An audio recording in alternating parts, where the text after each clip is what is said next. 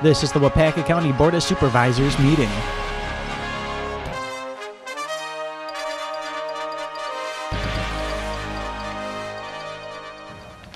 Good morning, everyone. I will call this Waupaca County Board of Supervisors meeting to order on this Tuesday, August 15th, 2017. It is a little bit past 9 o'clock, and please press your roll call buttons, please.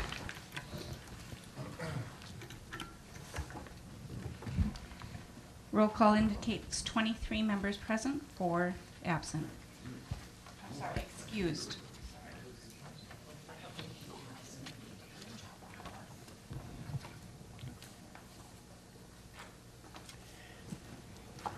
Clerk, has the open meeting statement been legally posted? Yes, it has. Thank you. Before we do the silent meditation and a pledge, one of our longtime family members of this board passed away this past week, and I'll talk about that more in my report. Rosemary Sassi, very dedicated member here for many, many years, sat right over there where Mr. Fedowitz is sitting, and please remember her in her prayers and her family too. Please stand.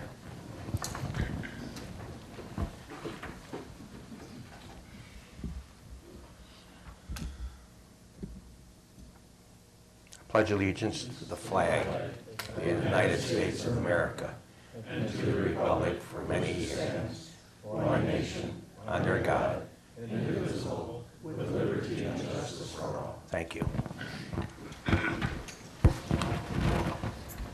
And I see we should turn our cell phones off. Good idea.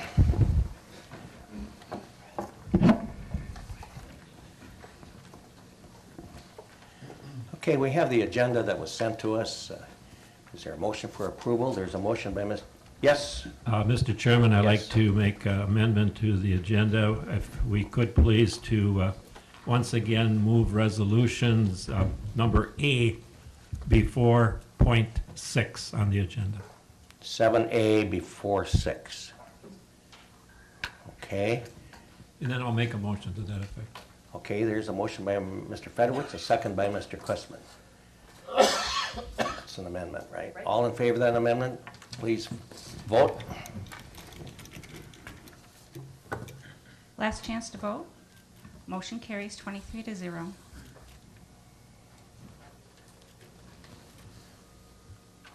Now we need a motion to approve it as was amended. It's a motion by Mr. McClone, second by Mr. Rowan. Any questions or discussion? Please vote. Last chance to vote. Motion carries 23-0.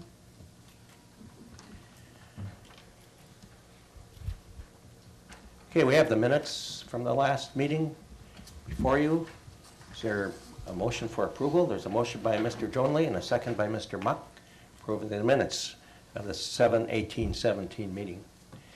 Any questions, discussion? Seeing none, please vote. Last chance to vote. Motion carries 23-0.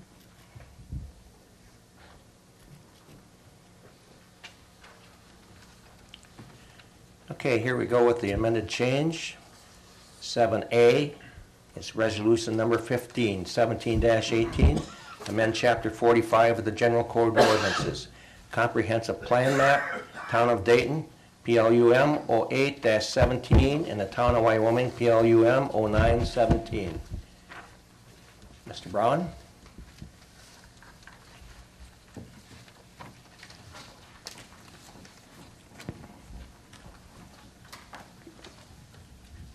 So this resolution actually has two amendments on it.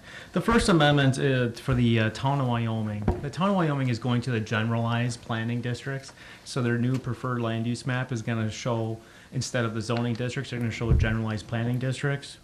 And the comp plan amendment for the town of Dayton is to allow for a rezone from residential to commercial.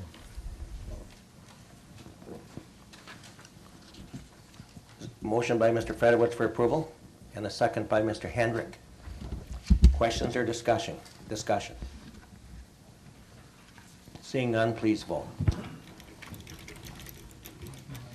Last chance to vote. Motion carries 23-0.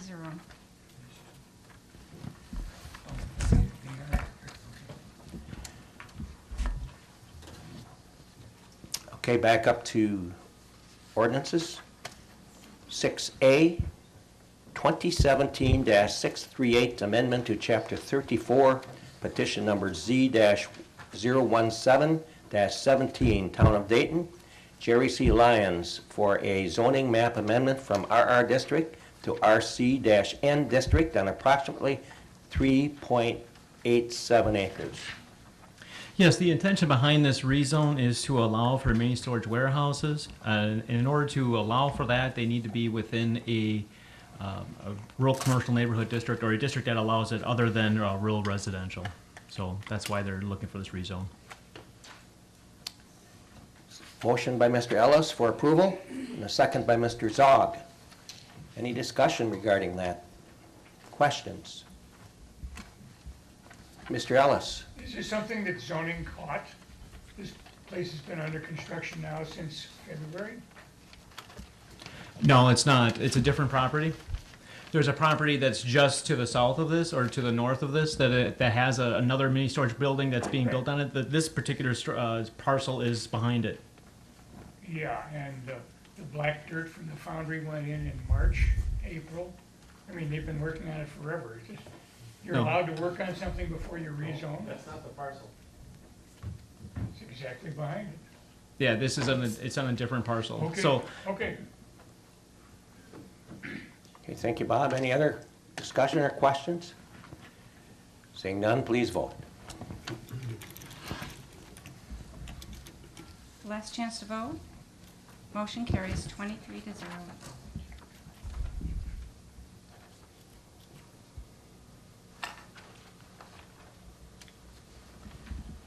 Item 6B is 2017-639, amendment to Chapter 34, petition number Z-018-17, Town of Muckwa, Wayne J. and Rhonda K. Poppy, for a zoning map amendment for the RC-N district to AWT district on approximately 9 acres. So this rezone is to allow for an existing duplex that he has, and he's looking at a potential down the road for also mini storage warehouses. In order to allow for that, he's going from the RCN to the AWT. So motion by Mr. Quistman for approval, and a second by Mr. Fleece. Questions or discussion? Please vote. Last chance to vote. Motion carries 23-0. Keep on hitting that ball, Ryan. Doing a great job. Sure. Okay, we're back to resolutions. We've got Resolution 7B. Resolution number 16, 17-18, bailiffs' wages. Now therefore be it resolved that the Waupaca County Board of Supervisors does hereby authorize an adjustment in the hourly wage of the Circuit Court bailiff as follows. Higher rate $10, 1 year rate $10.50, 3 year rate $11. Is there a motion by Mr. Murphy? Is that for approval? And a second by Mr. Zog. Any questions or discussion? Please vote. Last chance to vote. Motion carries 23-0.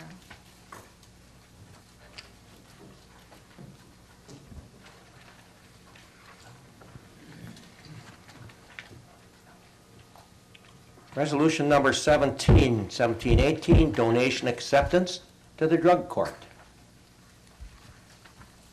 Now therefore be it resolved that the Waupaca County Board of Supervisors accepts the donation received in the amount of $4,500 for the purpose of the drug treatment court. Fiscal note, the amount of $4,500 will be placed in a donation restricted account until further budget action is taken to accept the funds. Expend the funds. So motion by Mr. Zog for approval, and a second by Mr. Sorensen. Any questions or discussion? Please vote. Last chance to vote. Motion carries 23 to 0.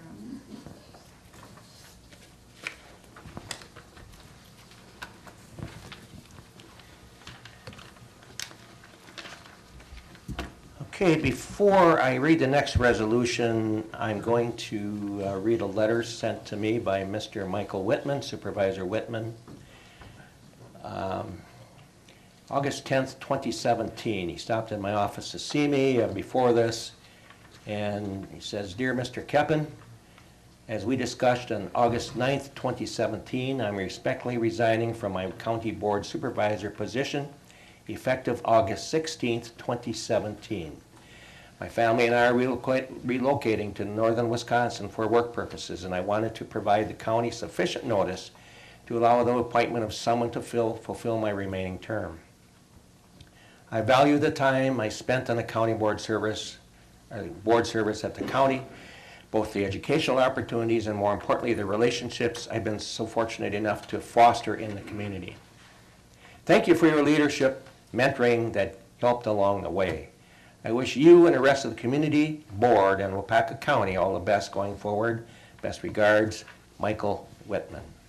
He did stop in, and he's got an opportunity of a lifetime to get a job up in Rhinelander area where he'd like to retire. And it's just a thing that came up that he couldn't pass off. So anyhow, he told me that he may try to get involved in government up in that area, and I encouraged him to that. The more I got to know Mike, I really got to like Mike, and he was just awesome at some of our meetings downstairs when we had meetings on the emergency government. So he will be a loss. So, okay, the resolution. Yes, you could. Whereas Supervisor Whitman will resign from his term on August 16th, 2017, and whereas he has served with distinction, efficiency, integrity, and honor on the Waupaca County Board of Supervisors from April of 2016 until August of 2017, and whereas Supervisor Whitman valuable input serving the Department of Health and Human Services and Land and Water Conservation throughout the year will be missed. Now, therefore, be it resolved that the Waupaca County Board of Supervisors hereby commends Supervisor Michael Whitman for his year of service on Waupaca County residents and guests, and we wish him continued success and happiness in the years to come. And on a side note, you all need to sign this, so I will be passing it around. It's a motion by Supervisor Craig for approval, a second by Supervisor Nygaard. Any questions or discussion? Please vote. Last chance to vote. Motion carries 23 to 0.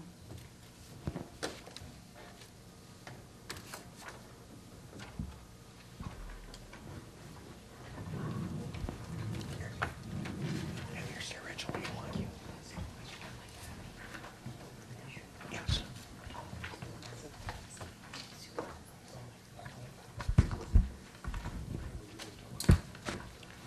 Oh, Gary's not there. Okay, she's going to pass the resolution around now. You can sign it as we meet here.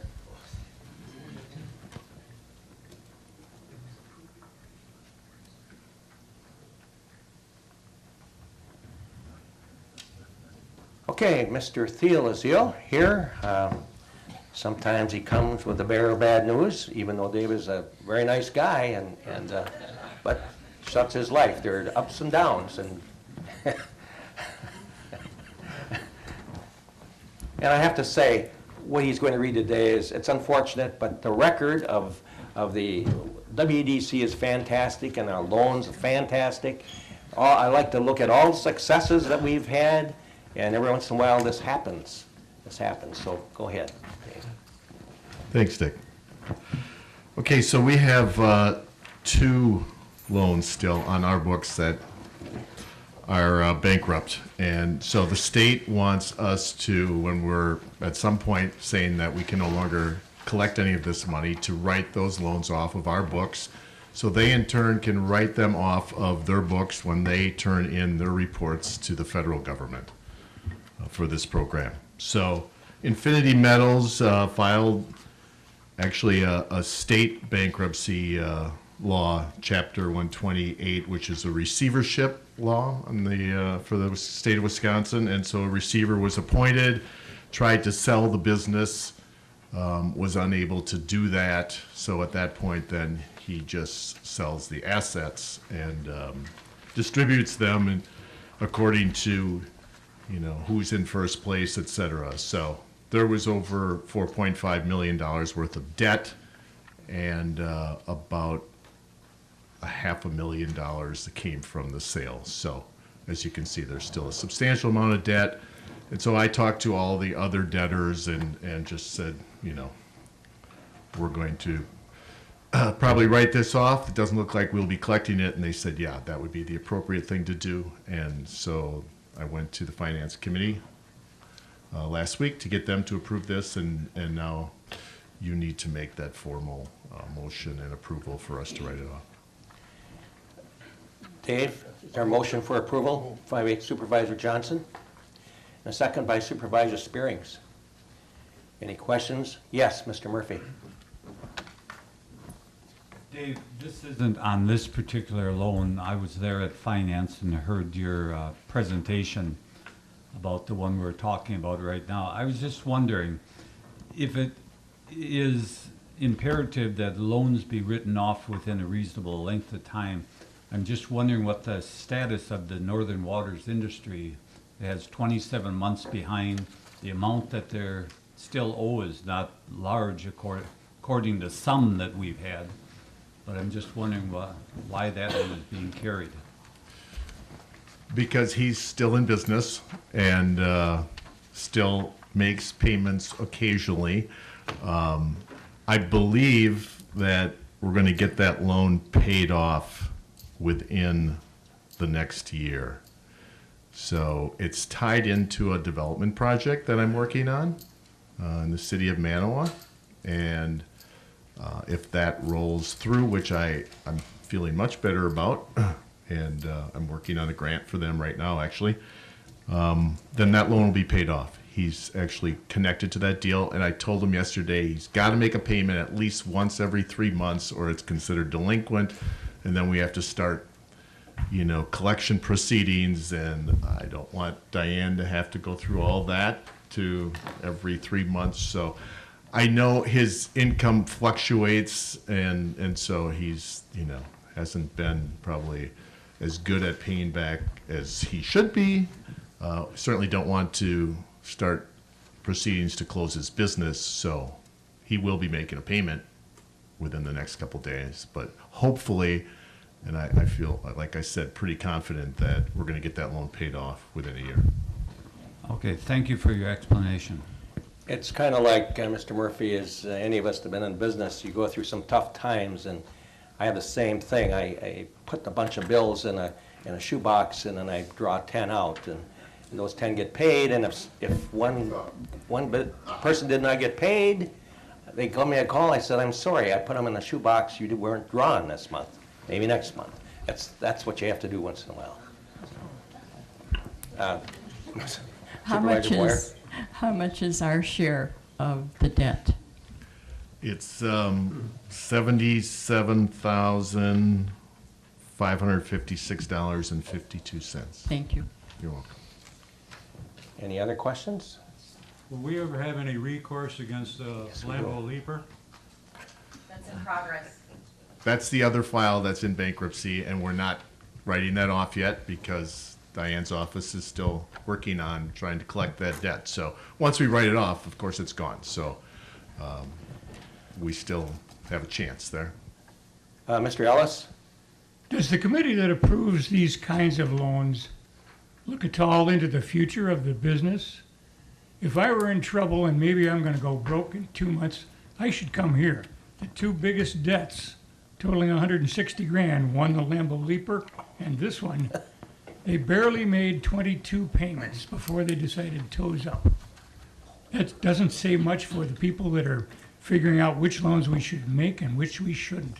The future is not 2 years, it's 10, and it looks like we're dropping the ball.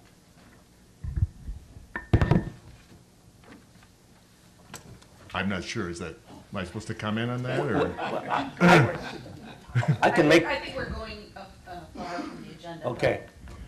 But I do have a partial answer afterwards, and may too, but we're probably off base here a little bit, according to our corporate counsel. Sure. So, any other questions or discussion? Please vote.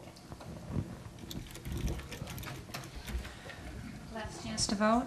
Easy doing something Motion like that. carries 23-0. Thank you. Thank you, Dave.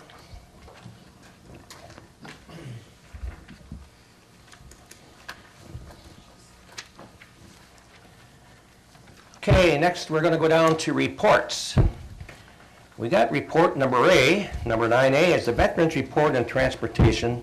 Mr. Cuff, Veteran Services, and Nick Newson, East Central Regional Planning Commission, is going to talk about this. Good to see you, Nick. Thanks for coming to our house.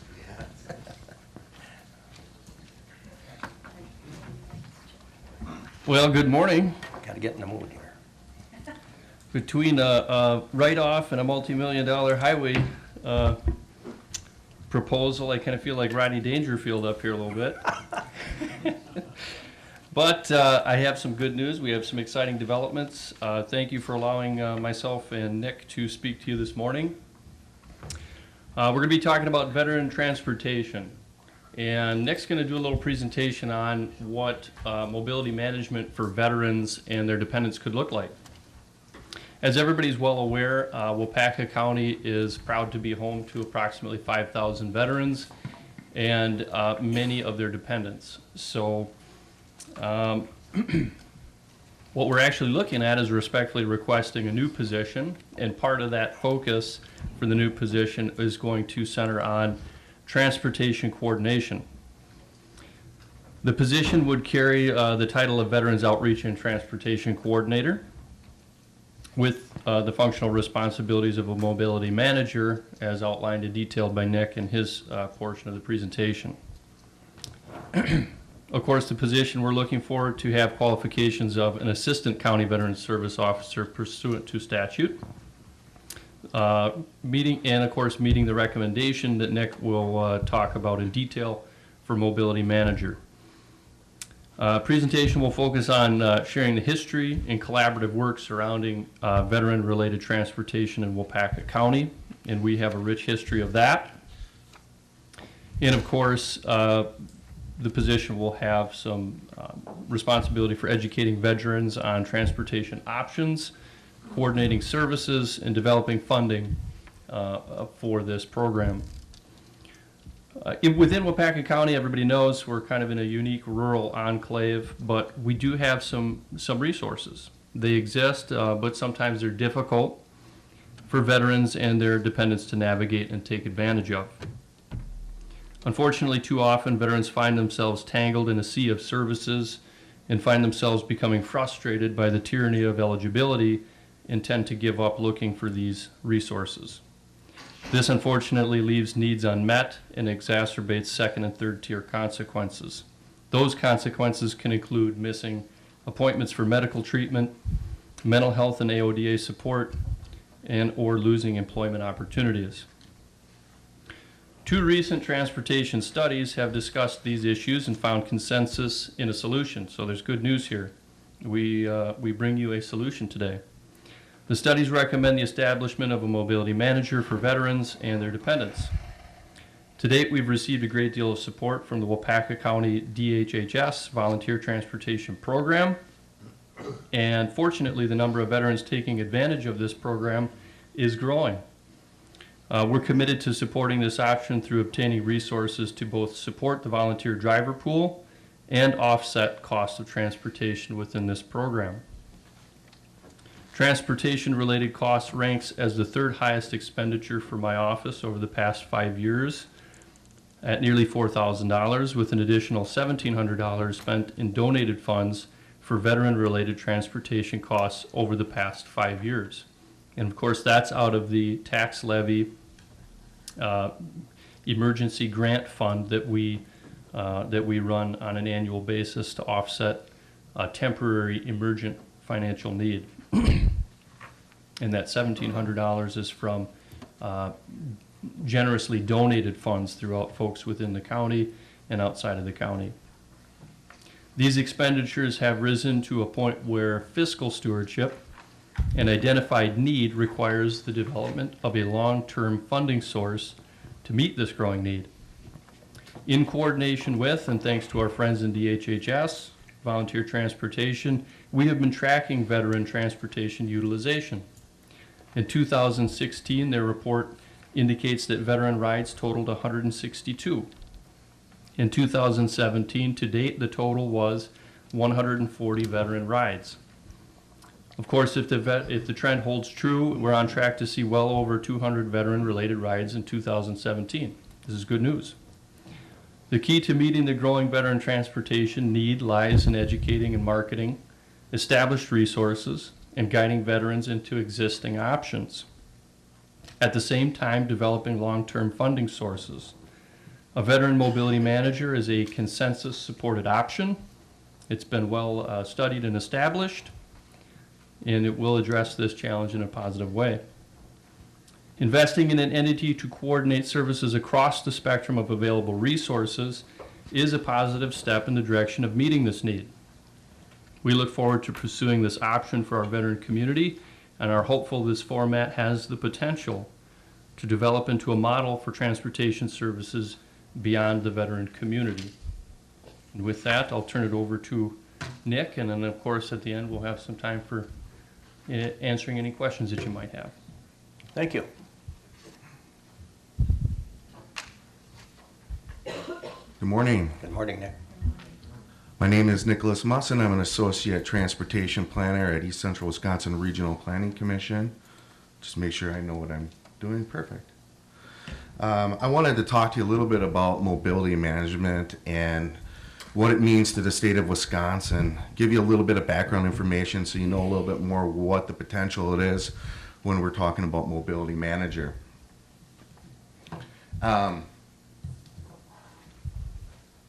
So mobility management, defined by the Wisconsin Association of Mobility Managers, is the practice of using all available resources and developing new ones to improve mobility, increase efficiency, and reduce cost. I like to think of a mobility manager as a travel agent. When you call and you want to make plans for a trip, you call a travel agent to help you make those plans because you don't want to deal with the flights and all the little details. So the travel agent helps you work all that out so you can have a positive experience. A mobility manager is very similar to that. Someone goes to this person and is looking for help getting from one point to another point. So they're focused on transportation. The mobility manager works with this person to help them figure out all the little issues that come along when it comes to putting together transportation. They look for the most efficient option. They're knowledgeable about all the options out there, and they really are helping this person get from point A to point B, and also giving them a positive experience by doing that. So there's a quote that's on the Wisconsin Association of Mobility Managers website. If you need to get from where you are to anywhere else, a mobility manager can help you find the most efficient, the most cost-effective, or the most creative way of making the trip. This individual is really charged with knowing everything and anything that's going on within the county that relates to transportation. That means local municipalities, the county, every option that's available. And every municipality has some kind of option in some kind of form or another. So this person knows all these options and is able to put together a trip based on all those options that's cost effective and leaves this individual with a positive experience. I think it's important also that a mobility manager gives this person a positive experience because this individual that's looking for transportation in most cases really does not need to deal with the stress that's involved with finding transportation. They need to be more concerned about their health and their family and not worrying how they're supposed to get to their next appointment or the grocery store or to pick up medication. So an interesting stat out of Wisconsin, there's 56 counties out of the 72 that have a designated mobility manager. And those mobility managers are part of the Wisconsin Association of Mobility Managers. These individuals meet on a regular basis. They have conference calls. They have an actual conference. They have a certification, a 3-year course that you can take to become a certified mobility manager. These people are networking. They're constantly working together to provide all the resources they can to provide the best transportation experience to the individual. They do everything from trip planning to volunteer driver programs to auto loan programs to paratransit to working with transit. They do everything. There's across the state, there's different mobility managers, and they all have their own specialties. But across the state, there's everything you can think of when it comes to transportation that's associated with a mobility manager. And I'd like to note that Wisconsin is the leader when it comes to mobility management. They actually started this process and worked with DOT to create a program. Now they operate independently, but it's a pretty impressive program, and other states throughout the country are looking at Wisconsin as a model. Okay. The other few things that I wanted to talk to you about is that there's a few planning activities that happened over the last few years that looked at this issue in a little bit more detail. The first is the Waupaca County Human Service Public Transportation Coordinated Plan, and this is a plan. This is a 5-year plan. This plan, every county has to participate in, and like I said, is updated every 5 years. The goal of this plan is to bring all of the transportation individuals, that's public or private, together into one room, talk about all the issues, and come up with strategies for moving forward for the next 5 years. Now, it's important because if you're going to be applying for 8521 funding or 5310 funding, you have to participate in this process to show that you're coordinating across programs and you're using funding in the most efficient way possible. One of the things that was identified in the 2013 plan, I should note that we're going to be updating that plan next year, and actually started the process, is to establish a mobility manager, and which could lead to some kind of dispatch across county lines, coordination with neighboring counties. This is one of the strategies that they were interested in looking at, and it was put down in the plan. It was actually the number 2 priority of items that they wanted to accomplish for the next 5 years. Another study, really interesting study, the Central Wisconsin Health and Economic Development Summit that took place on August 11, 2015, was part of the Central Wisconsin Health Partnership. They convened with partners at a summit, and there was 4 themes at the summit. One of them was transportation. There was a number of what they call World Cafe Design activities that were going on, a lot of small group activities. Maybe some of you even took part of that. And the goal is to identify the issues that are going on within this 7-county, I think it's 6 or 7-county region, and talk about strategies for moving forward. In the actual transportation arena, I was fortunate enough to facilitate that, and a few things that kind of came out of that was, and I have a couple quotes here, transportation relates to everything, Marquette County stakeholder, which is very true. You look at some of the number 1 issues or problems that are facing different agencies or municipalities, and transportation is right up on the list.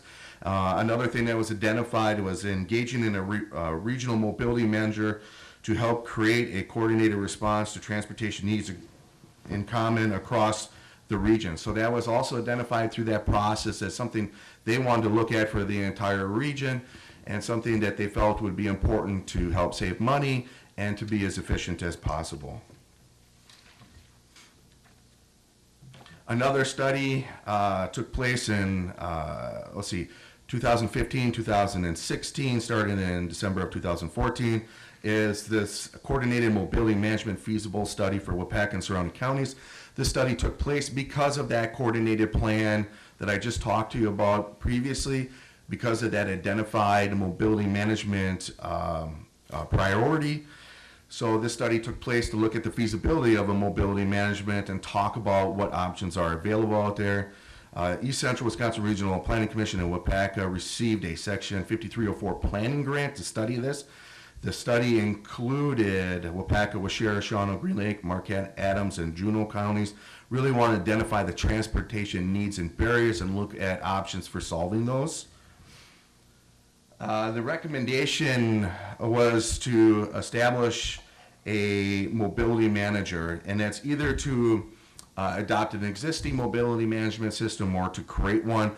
I took this chart out of the actual document itself. It might be kind of hard to read, but essentially what we're talking about when we're referring to mobility management services, at least as part of this study, is we're talking about a mobility management hub, a one-stop shop where people can go to find transportation options and do trip planning, whatever they might need, marketing, and volunteer driver recruitment, so they could work very closely with the volunteer driver network that you currently have with Waupaca County and help with recruitment. Actually be able to obtain vehicles to have an inventory, administration. They can do travel training. They could go with individuals on a particular trip to give them a positive first experience, encourage them to ride transportation into the future. Work to put together a volunteer driver network and to advocate on behalf of these individuals that need transportation. I just also wanted to note a facilitation that took place in January of 2016. We put together a Veterans Transportation Summit at King's Veterans Home. It was well attended. It was the same 6 counties that were participating in the last study I talked about. And we put together a World Cafe Design, and that is a small group exercise where we work together to identify different issues and come up with solutions to those issues. So we asked the following questions. The reason why I wanted to note this is I think all of the items that brought up were very interesting. We talked about what exists today, a DAV transportation system. Now we're talking about the region-wide, all the counties that participate. Currently, Waupaca does not have a DAV transportation system in place. We talked about volunteer drivers, but the problem a lot with the volunteer drivers is it's restricted to seniors and disabled individuals based on the funding requirements. And then we talked about what was missing. What was interesting is that the group identified 30 items that were missing from the transportation system. Now this ranged from public transportation to a one-stop shop or lack of education. So it's across the board, and keep in mind this is a 6-county region that we're talking about. So they don't all pertain to Waupaca County. What should the system look like? Well, we talked about putting together a one-stop shop, a single point of contact, a centralized knowledge base, use an existing resource, be efficient, coordinate, and be accessible, low cost, and inclusive. So yes, that's a pretty extensive wish list. So, but how do we get there? We need to create political will, hire a mobility manager dedicated to the cause and coordination. As we all know, and we look at everybody's position through, any municipality in the county, or even the county itself, there isn't a lot of positions out there that are dedicated to transportation, and transportation is a huge concern.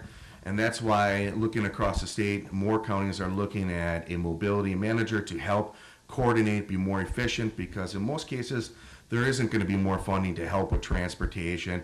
And especially with an aging population that we have, there's going to be more people demanding transportation options. And to be able to prepare for something like that, a mobility manager is a good way to do that, to have someone that's focused on just transportation, trying to solve all these different issues. So my goal here was just to provide you as much information in the quickest time possible, because I know you have a long meeting. But this is essentially where I got all of my information, and I'm more than willing to answer any questions you might have. Questions? Supervisor Boyer. I have a couple of questions. Who is doing it currently for Waupaca County? As far as a mobility manager? Well, arranging for transportation. Well, there is a volunteer driver program through the county, and they work, they get 8521 funding, and I don't know Jana's last name, but she works on coordinating those particular trips for the volunteer driver program. keep in mind that that funding limits that to just elderly and disabled individuals. Okay, and my second question is, typically are these jobs part-time or full-time jobs? It varies across the board. In most cases, they are full-time jobs. Some of them actually cover multiple counties and actually are like regional entities, so they are pretty time-intensive positions. Once you start diving into transportation, it's like a never-ending black hole because there's always issues that come up. Supervisor Nygaard? Are you able to partner with King on say, trips to the VA in Madison, or are they restricted to just transporting their members? Yeah. For the most part, at this time, they primarily just work with their own members. Yeah. Yeah. Supervisor Spearings? Jess, is there transportation of any type for veterans in this county or this area to appointments like Green Bay, Appleton, Milwaukee? So at this point, what we've been primarily using is the DHS option. And I should probably put a sharper edge on some of what we're talking about. The mobility manager wouldn't be coming in and supplying new options for transportation. They'd be coming in, receiving the phone calls, marketing the information, triaging those phone calls, and then placing them with the appropriate resources. So anything from Waupaca Taxi to Clintonville specific public transportation that they have up there, to DHS, to private transportation companies. They would have all of that information and be able to direct those veterans to the best option for them for their specific trip. It should be noted that this position is paired to what we believe the need is in Waupaca County for veterans. So approximately 40% of this new position that I'm asking for would be focused on this. The other 60% would be based on benefit delivery. I'm asking that this position would take over the marketing for the entire office, including traditional marketing avenues like print media, and also branching out into some newer social type medias to get the word out. Of course, outreach is a big part of that. We'd be looking at adding a couple outreach sites with this position so that they could service more of the outlying areas of the county, because that's part of the transportation issue as well. And of course, suicide awareness and prevention is a key component of this new ask. So does that kind of clear things up a little bit? Yeah, in a sense. I just for an example, last week I had an appointment at the Green Bay VA. And while I was sitting in the waiting room, there was 4 gentlemen came in, and they were wearing name tags similar to what you got on. And they said they all came from Seymour area. And I said, you get a ride here? And they said, yeah, the DAV van picks us up at home, brings us here for our meeting, and takes us home after our meeting. But they all had to have early meetings, so that I guess it can't be after 1 o'clock. Time-wise, but basically that was in Outagamie County. I suppose we don't have something similar to that here. Right now we don't. There are some options we could look at potentially bringing a DAV van in, but that option we've talked about. We've had some offers from some folks to help us get a DAV van service. It's a complex issue, and I'm happy to go into it, but it gets a little bit in depth. So, I understand. Waupaca County sits in a particular rural enclave, and we have some legacy issues when we're talking about veterans going to different facilities. So we're within 45 miles of Appleton, an hour away from Green Bay, an hour away from Wausau, an hour 45 minutes away from Wisconsin Rapids, and then we still have people that travel to Madison and Milwaukee and Toma exclusively. So we got a pinwheel around Waupaca County where these folks travel. DAV van service is nice, especially, and their strength really shows through and they shine when we're talking about urban areas. DAV van service, the shorter the trip, the better. The closer to the facility, the better. The bigger the facility, the better. So places like Madison, Milwaukee, Toma, even out into the Twin Cities, DAV van service, top shelf, that's the option. When we get into the rural areas, and especially if we have a pinwheel effect like we do in Waupaca County, what we see is some restrictions start to develop when we're talking DAV van service. DAV van service can't go across kind of the faux lines, the catchment area lines that the VA itself has created within the Vision 12. So basically, we're in Waupaca County, and our veterans, approximately just under 1,700 veterans that are unique patients in the VA healthcare system, are utilizing the VA healthcare system. They're traveling all over. But we should properly be either going to Milwaukee, Cleveland, Appleton, or Green Bay exclusively. However, a veteran can choose to go wherever they want based on their preference. They may have established a good provider relationship at a different location and not want to change. So to afford that flexibility is a positive thing, but when we try to introduce DAV van service into that, they would have to either find a ride if they wanted to continue to go into Toma as a primary care point of contact, or they would have to coordinate other transportation or move their primary care within the catchment area of VA Zablocki and Milwaukee. If that makes any sense. It gets complicated. But yeah, good question. All right, thank you. I might add something to, there is a DAV van in Clintonville that does the local folks there, I know, and I know the person personally. Also, the Veterans Affairs out of, I believe it's Madison, had contracted with a local Waupaca firm for 4 or 5 years up until last year, and that's to take care of King's transportation, the veterans from King, for all over Wisconsin, Madison, Milwaukee, you name it. Not only going to veterans hospitals, they're going to regular hospitals all over, Stevens Point, all over the state. However, that contract went to it goes out on a state bid is what happens. It goes to a state bid.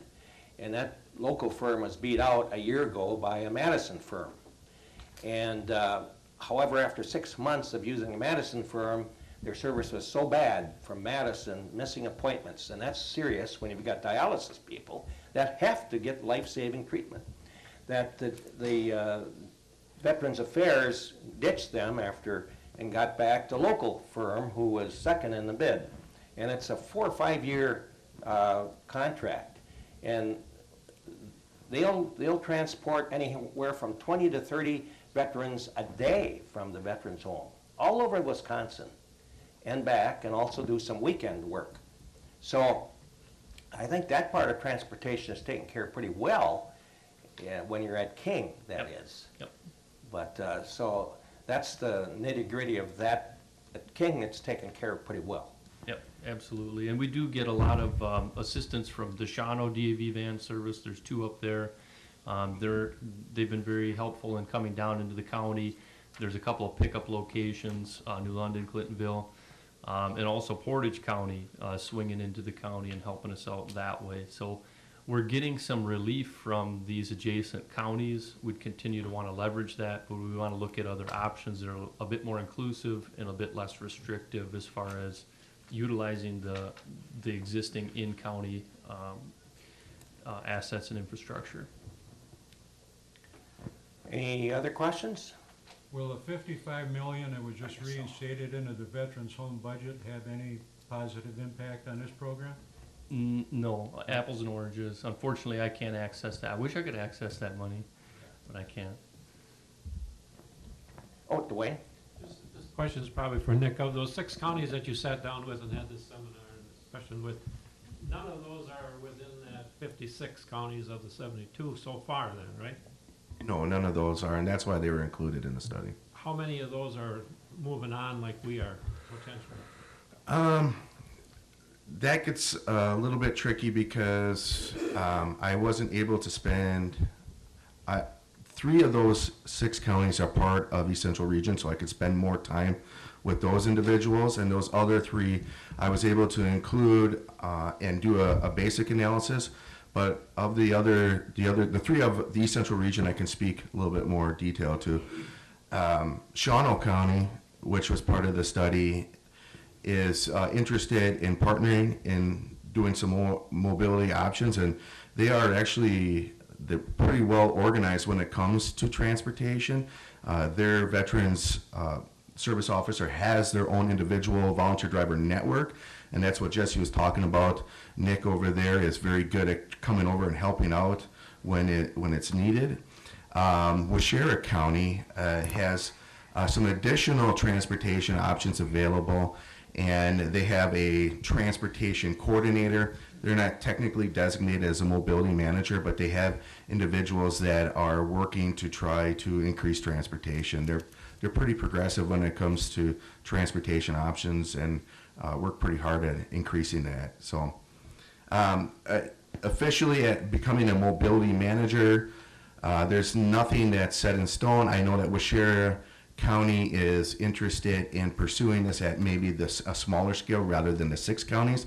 And when we do our county coordination plan, they want to bring this plan and try to bring it up and try to use some of those strategies that were identified in the coordinated plan itself. And Shawano County, the same thing. We want to use the coordinated planning process to look at it regionally and look at how a mobility manager can help them out even more. So it's still on the table. It's something that we're looking at, and we're going to be evaluating more when we do the coordinated planning process. Supervisor Craig, you had a question? My question was, I'm sort of trying to get my head around this. 40% is for the veterans, so does that mean the mobility manager would be 60% county and the other 40% veterans? Or I don't quite see, is this coming up next year for a new position? Certainly. I can hopefully put a better edge on that for you. So this is 100% a county veteran service office position. So 100% county.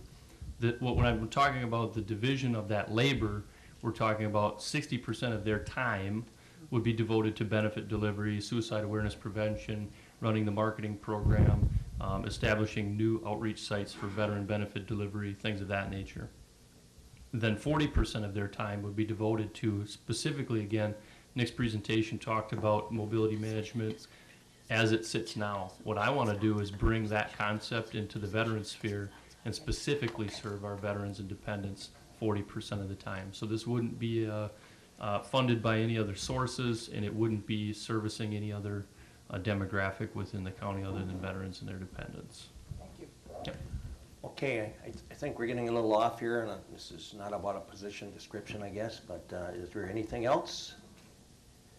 I want to thank you, Nick, for being here, and Nick is a part of the hard-working crew at East Central Regional Planning. Say hello to your colleagues and welcome, hello from Waupaca County. All right, thank you for having me. Yeah, thank you. Thank you. I think we'll take a short break.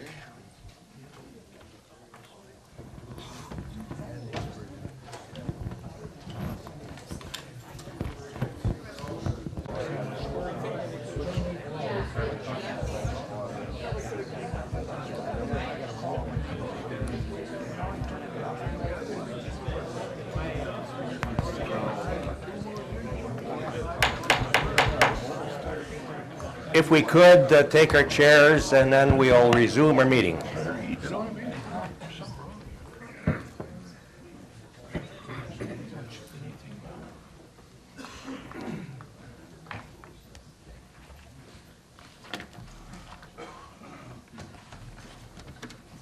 What'd you do? What'd you do? I'm late, sitting back on the desk. All right. Okay, thank you for getting back, and it was a welcome break. Next, we'll go to the 2016 Annual Financial Report with our Finance Director, Heidi Dombrowski. Good morning, Heidi.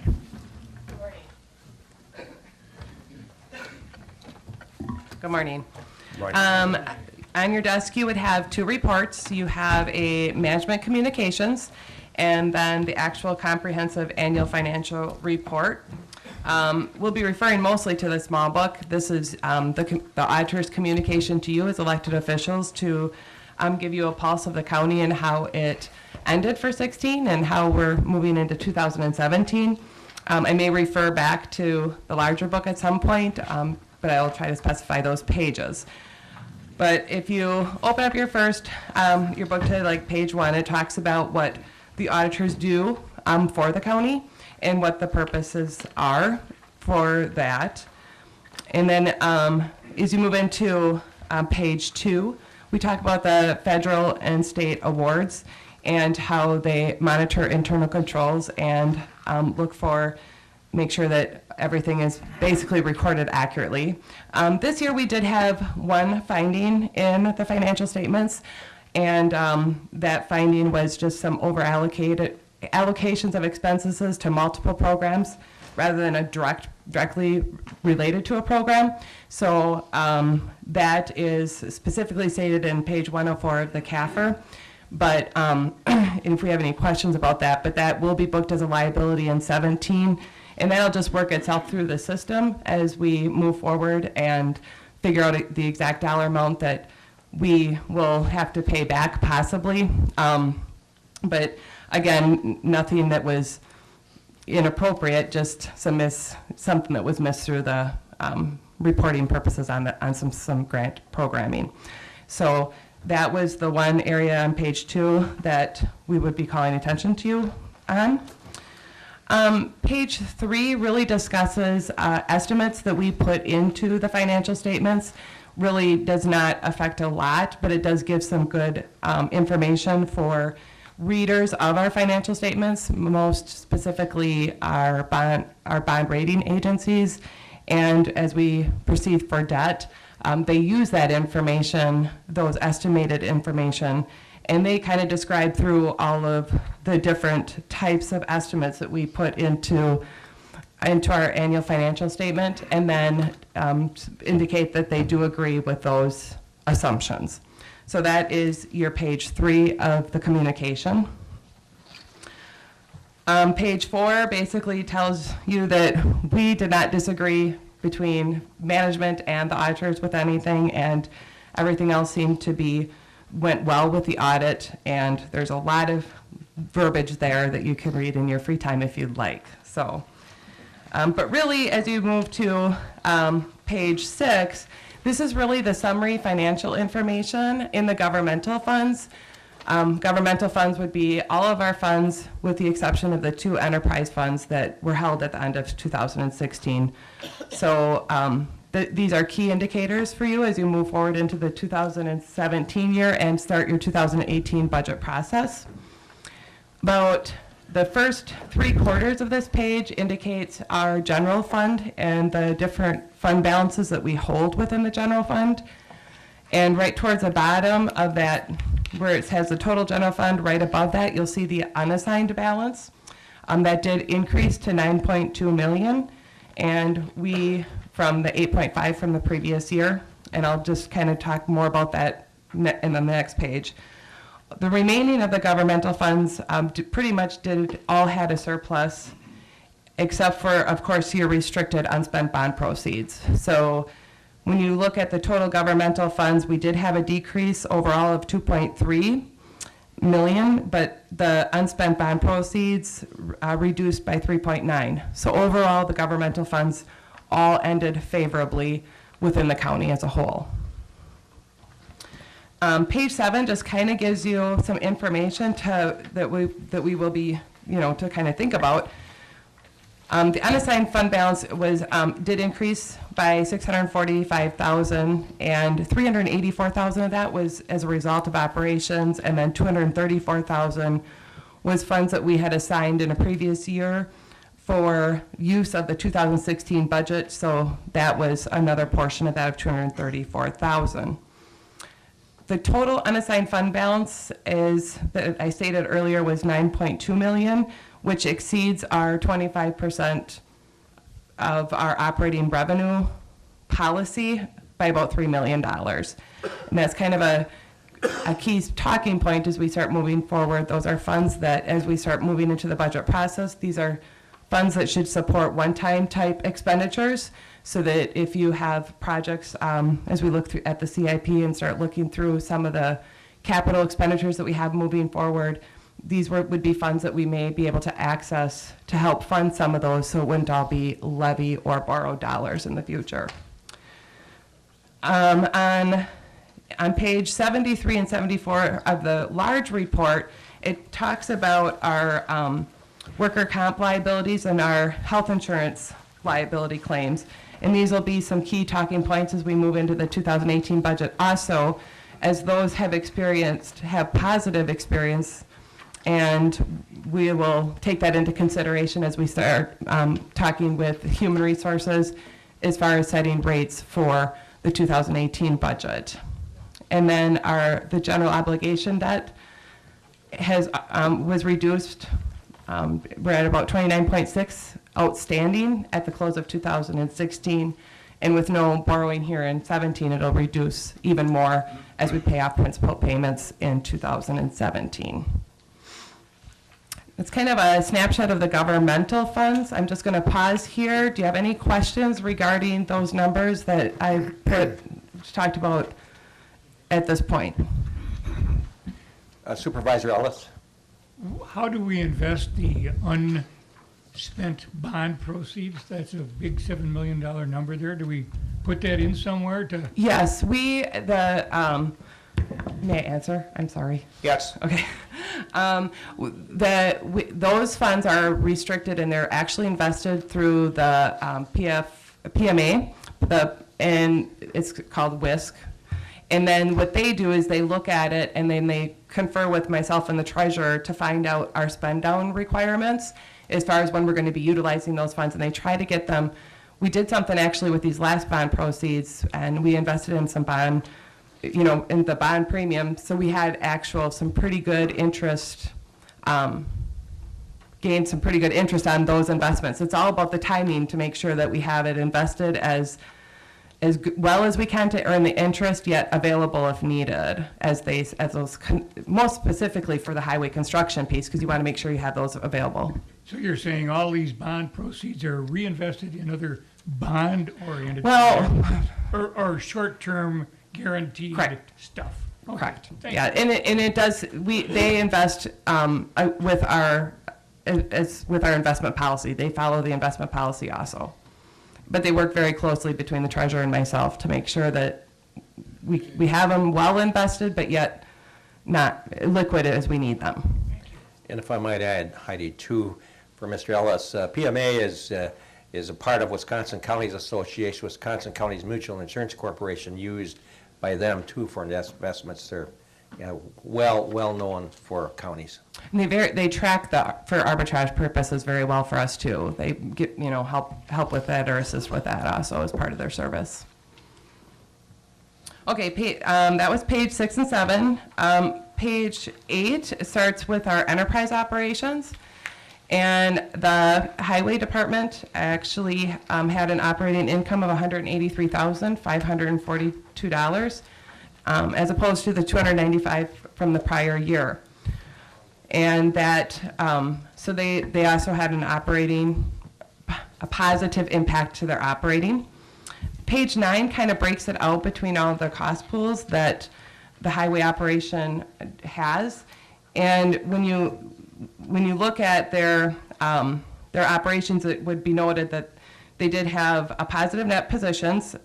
What part of their capital assets that were purchased were 1.2, which exceeded their depreciation charge of $798,000. So indicating that their machinery operations, their revenue includes their depreciation of their vehicles, and their purchase of their capital assets exceeded what they had depreciated in 16. But they still remain with a $4.5 million cash balance as of December 31st, 2016 in the highway operations. And as you're aware, the highway operations bills our special revenue fund for the services that they do for county work. And on page 10, it gives you a result of that operation.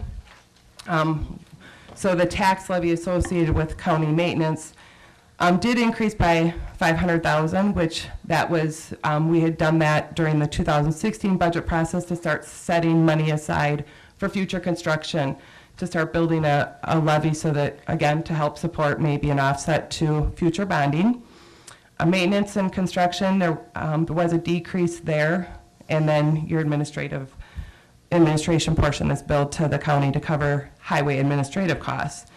So overall, that fund balance went from a 644,000 up to 1.8 million. So that fund is also a very strong fund for highway construction. And again, winter maintenance. That's such the unknown that if you have a really good winter year, depending on if you like snow or not, depends on if it's good or bad, would depend on how if those funds would fluctuate. These usually the largest impact to that fund. Page 11 shows the nursing home operations.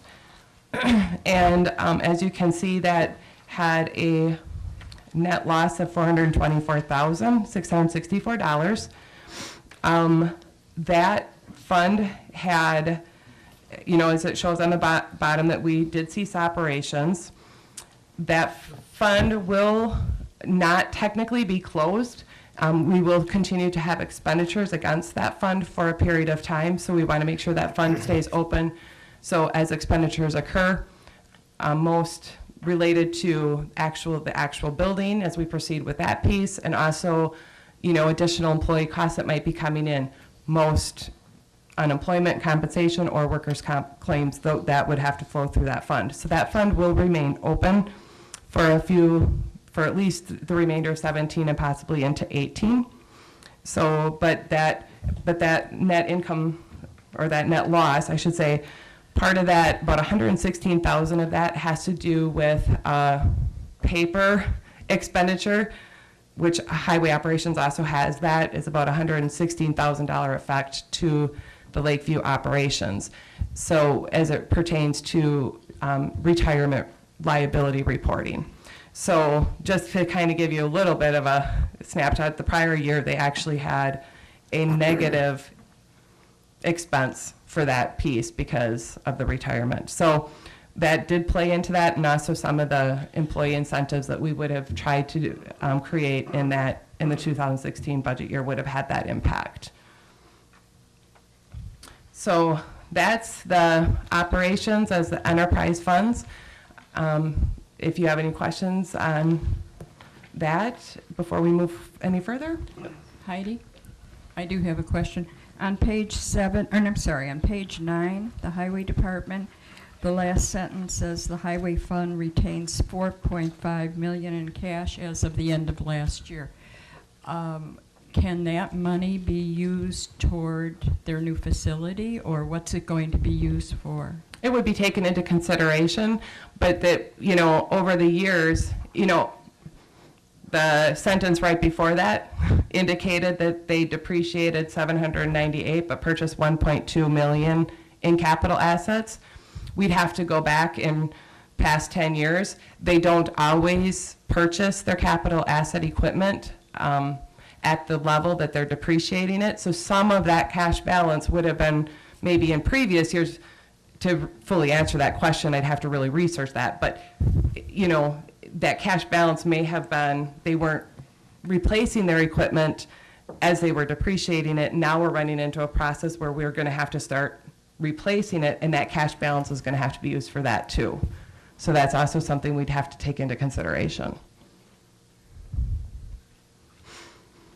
Any other questions? Okay.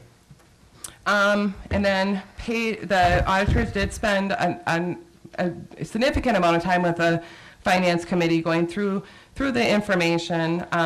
Page 12 is just a comment and an observation, and we are working in correcting that issue between the treasurer's office and the finance department, and we'll continue to work towards a resolution and make sure that this is resolved. And then the last pages is just our communication back to what we felt that the financial statements, and it's a very long letter if you'd like to read it. Some of the other information that what I would point you to if you were to want to look at history or past data, in your larger book, starting at page, I believe page 110, starts the tables, and it gives you like 10-year history on all sorts of different information that you may find beneficial and you may want to discuss in more detail. more than welcome to get a hold of me if you'd like to talk about anything as regards to these tables or any other information provided. But or unless there's something more specific you would like me to address or talk about. Otherwise, that would complete my report. Any further information you want from Heidi while she's here? Well, she'll always be here, but downstairs. Well, I just want to thank you, Heidi, and maybe Mr. Federwitz, the finance chair, do you have any comments? The only comment I have, I believe as it shows that the finance department and Heidi have kept us going in the right direction. Thank you. And I have to say, too, that when the auditors were here, like Heidi said, they were here for a long period and giving us a lot of facts and figures, and some of us asked for comparisons with other counties, sales tax counties and so on, and they gave us a very favorable report. Not all counties are as lucky as we are to have that $3 million over in our undesignated fund balance, over our what we should have is 25% of our net revenues. And I have to tell you that in 2009 or 10 in that area, we were in danger. I think we only had, if it was 12 or 14% at the time. That was really bad. And when Heidi took office, I have to give her a lot of credit in her office that she got this turned around and was dead serious about getting this to the point, and this is unbelievable. We're $3 million over what we really need to have. And what a great job of managing the finance department, Mr. Federwitz. The only thing I want to say, by being in this type of a strong position, if and when we have to get money on bond market, it helps in our favor substantially. Absolutely. Very good point. Any other comments or questions for Heidi? Thank you so very much. Thanks for the good job, Heidi.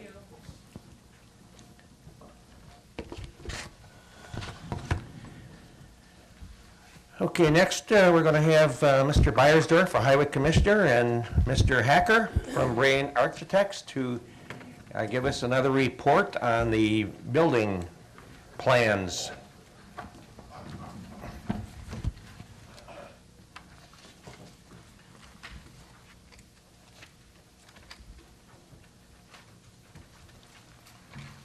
Good morning. As Mr. Hacker from Bray is getting set up, I know that what we're going to be doing is going through a booklet. Is there anyone that does not have one right now, or at least from the... Okay, I have a few extras. I'll keep them for my staff.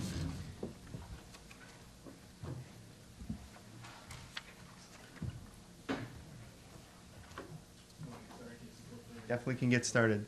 So as we're moving through the special, or the space needs study for a new highway facility, we've gotten to the point where we've actually have hard data that it went through print in order to hand out to yourselves. So not to be hesitant or hold back information, we weren't at the point where we're at today, and it takes a lot of coordination and effort and research on behalf of what does a fuel station cost, what kind of scale do you need, what type of, or what's your need for salt sheds. All that data is still being driven to the point where we can publish it and actually give you something that's hard data. With this project, it's kind of, I get a feeling every construction project when we go in through a design of a road building project of, all right, we're going to start planning it, we're going to budget for it, we're going to start building it, and then the fruition and the feeling you get when that project is done is essentially great. I love that. I'm actually going through that with a house building project now. It's a lot of work and planning up front. It's a commitment that you don't know if you want to put that first step forward and take, but I think that's what makes leaders leaders, and why people like myself, or all of you, said, you know what, maybe I want to be an elected official and put that first step forward and see where it takes me. Well, this is another project of, all right, we've put one step forward, and where's it going to take us? So with that, I'm hoping the fruition on the end result of it is a beautiful facility that will benefit many other elected officials and highway commissioners beyond me. So with that, I'm going to introduce again Mr. Mike. He's going to go through that pamphlet with us. So. Thank you, Casey. Thank you for the opportunity to be morning. here. Good to see everybody again. I know we presented in front of you a few months back as kind of a process update to where we were over the course of those first preliminary meetings. And today, and as Casey mentioned, the booklet that you received represents the past 7.5 months worth of work. We've met over 20 times, including with the steering committee in front of this body, special buildings committee, the highway committee. We've had an opportunity to tour other facilities, and all of that really to try to be as comprehensive as possible, and as part of that, provide to you as much detail as we can to accurately represent the proposed project. Okay, and so what we thought today is we would take some time, go through the proposed building project, and this document is broken down, and I'll kind of walk you through each of those stages. We thought we'd present at a higher level of detail this time than maybe we did last time, and we'll kind of make our way through this booklet. And then at the end of this, we have a summary document that kind of pulls all that detail together into one spot. Okay, and so as we go through each tab, I'll pause and we can ask if there are any questions as we go through the document. Okay. So as I noted, in this book, you'll see 5 tabs. Those 5 tabs, first you'll see schedule. The second tab, you'll have the space program. Tab 3 will look at site and floor plans. 4, an important one we're going to get into and show you a detailed project budget and how we landed at the total dollar amount for the proposed building. And then as I noted in tab 5, you'll see an overview handout. So if you wouldn't mind, if you have your document, flipping to tab 1. In tab 1, you're going to see first the production schedule for this phase 1, and that's how we've referenced this preliminary space programming study and budgeting study. The past 7 months is really our first step, our first phase, and in that you can see we just went ahead and showed all the meetings that we had. So starting January 13th with a kickoff meeting, we met with the steering committee on generally a bi-weekly basis. The majority of those were in person. We did a couple conference calls over that time. That steering committee, when we got to March, the steering committee toured a recently completed project in Jefferson, just so we could see a building of a similar size and a site of a similar complexity. Tour that building, talk with their leadership, just to get a handle on what they thought really worked well about their design and maybe what they would have done differently the next time they've done it. So that proved as really valuable time spent to give us some additional context to what we were discussing. Obviously, this process is iterative, so at each one of these meetings, we're just layering more and more detail on. Okay, so we start with just kind of high-level needs, and then each time we meet, we get into more and more of the weeds in terms of what those needs are. Okay, and I'll show you that level of detail here in a second. Ultimately, bringing us to our last Special Buildings Committee, which was August 2nd. That was the entity that kind of approved and gave the nod to be in front of you this morning. And with that, puts us in a time frame, which we'll talk more about maybe at the end of the presentation, of an approval yet this fall, potentially. And then with that, and not to be presumptuous, but just to give you some sense of how quick a project like this could go if approved, what we're proposing is if approved this fall, we would start design right away. And in that you can see the percentages of design progress, basically leading us up to completion of construction documents in June of 18. Okay, so kind of early summer of 18. At that point, we would bid the project. Okay, and that bidding process usually takes 3 to 4 weeks. So we assume we could bid that yep, summer of 18, break ground summer of 18. A project of this size would normally take about a year for construction. Okay, so in loose terms, that would put us summer of 19 to do a ribbon cutting and kind of take occupancy of this project. Okay, so just from again, not to be presumptuous, not to get certainly ahead of the discussion and any approvals, but just to give you a sense of pace at which a project of this size could move. Okay.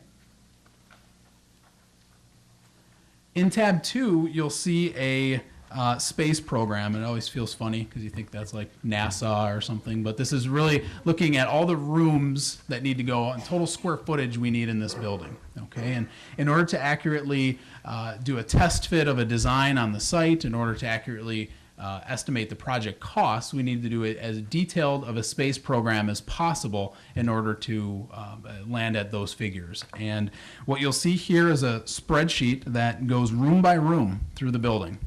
Okay, and what this does is starts and organize them by areas and sub-departments. So as you're looking at this, you'll see in section 1 a public lobby, and inside of that public lobby you see a series of subspaces, a vestibule, a lobby, public restrooms, a plan room, and a committee room. Okay, and at each one of those individual rooms, if you step to the right, you'll see the projected area in square footage. So for instance, the plan room, as an example, you'll see 150 square feet estimated for that room, and we're seeing 1 as the quantity of that. So ultimately, as we look at the public lobby as a sub area of the building, you're seeing that just under 3,000 square feet in total. Okay, and so how we land on these square footages, it's kind of a combination of factors. One, it starts with the steering committee, and in all those 14 meetings, we had dialogues about how you would use every one of these rooms. Quantity of people at meetings, the frequency you would meet in them, how much equipment or furniture needs to go in those rooms. We then kind of compared that then to projects Bray has designed in the past, where we've designed similar rooms. We also compared them to rooms in other facilities in other counties, such as Jefferson, just as a benchmark to land at what is a recommended square footage. So we did that for every one of these rooms as we went through the space program. Okay, and so public lobby is the first category. The second category you see is administration. That would be kind of our core office area, Casey's office, and the leadership team. You'll see a receptionist station, transaction counter, a grouping of offices, some open work spaces, as well as some record storage to a total of 2,600 square feet there. We then see general staff space in category 3. The general staff space represents locker rooms, lunch rooms, eating areas, training rooms, bunk rooms, all the things that would then support not just the administrative team, but all of the employees that would be served on this site. Okay. Stepping from there, then we get into operations, another sub-department where we have a series of offices, some open workstations for foremen, and then a conference room to support the operations department. In section 5, you'll see parts storage. So now we're moving into more of the operational side of the building. So you'll see parts storage, and in that we try to break that down by staff space and workstations. Then from there, we start to break out some inventory, general storage, tire storage. Again, trying to get into as much detail just to ensure that we've accounted for all the spaces that we need in the building. From there, then, section 6 looks at our fabrication shop, and these are really a series of drive-in bays. So right now you'll see 3 drive-in welding bays, and then in that some additional support space for fabrication and some metal stock storage. Section 7 is a sign shop, and in that obviously has space for staff, has space to store and fabricate the signs. A wash bay in 8, so you'll see square footage to support a drive-through automated wash system. Section 9 is our repair shop, and I believe this is next to the garage, so we'll talk garage in a second. Of all the first 9, this is the largest area, and this represents 10 repair bays. That each are somewhat interchangeable, but somewhat customized to serve the different specific repairs that are happening within the department in this location. Okay, and so you can see we've broken those down, including getting into oil changing, and then the final 2 in 9.13 and 9.14, which are the squad bay, the sheriff's squad bay repair as well. Section 10 is the parking garage, okay, and this is kind of our large kind of series of garage, indoor, covered, controlled, climate-controlled parking spaces. And we broke those down by vehicle types, so we have 3 types of vehicles, heavy, medium, and light vehicles, and those 3 categories represent different size pieces of equipment. Okay, so to land at those square footages, we actually did a layout. So we took that garage box and laid out stalls of those sizes so we can land on appropriate square footages. Okay, so we're confident that those are representative. And then some general storage and waste oil heat space. And ultimately, as we add up all those subsections, we get to 81,930 square feet. That's net square footage. Okay, so what that means is that it just is interior dimensions of each of those individual rooms. Now, outside of that, we know we haven't accounted for boiler rooms or mechanical rooms. We know we haven't shown any hallways or stairwells or anything that we know we're going to need in support of the building. So that's what you see down below in these grossing factors. Okay, so then we have percentage grossing factors for circulation, mechanical, and miscellaneous, and those percentages are benchmarked against completed design projects that Bray has done in the past. And that's how we step from the 81 to the proposed total building square footage of 108,967, which for round figures, we've rounded up to 109,000 square feet. Okay, so we'll use the 109 number as we go forward in the presentation. Okay. So again, a lot of detail there, but the intent obviously is we need to land on that final number, and the only way to accurately do that is kind of work our way through all that other detail above. And as we did that, we inventoried equipment we needed in each of those rooms, and we documented how much square footage of different types of areas. In a minute, when we look at the budget, you'll see a square foot of garage space costs less to build than a square footage of office space, right? And the only way we could accurately represent that when we get later is to do this level of detail. Okay, so a lot here, but feel free to dive into that in more detail. And then we'll take a look at section 3. So we labeled section 3 renderings, and really what this is attempting to do is test fit all the things we just talked about in that building and all the components that go onto the site over the county's owned property and the proposed property for this project. Okay, and so what you're seeing is not the final design. It's not intended to be fully flushed out. We haven't designed every room and every door and every single parking space at this point, but we're confident the square footage, we're confident in starting to assume some of the traffic movement on that site. Okay, so what you see on the screen here represents our project boundary. So what you see in the red dashed line is our property. We do have some wetlands that are known that are kind of up in that top left corner, kind of that northwest corner there. From there then, what you'll see, anything in yellow represents either building square footage or some other key site element. So the box labeled Waupaca County Highway Facility, that's that 109,000 square feet. Okay, obviously that won't be one big box, so we'll show you how we came up with the design and the shape here in a second. You'll then see a cold storage building of about 35,000 square feet at the south end of the site. You'll see at the north end a fueling station in yellow. That is replacing the fueling station that we have at the current site.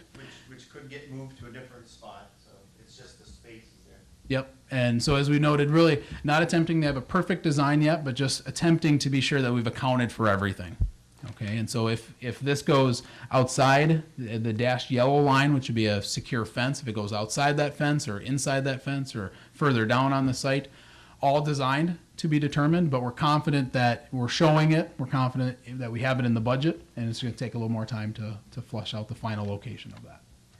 And so you see the fueling station in yellow, the dashed in rectangle of the same size just to the left of it, that would be a proposed future location. So we're accounting for the potential for a second fueling station in the future.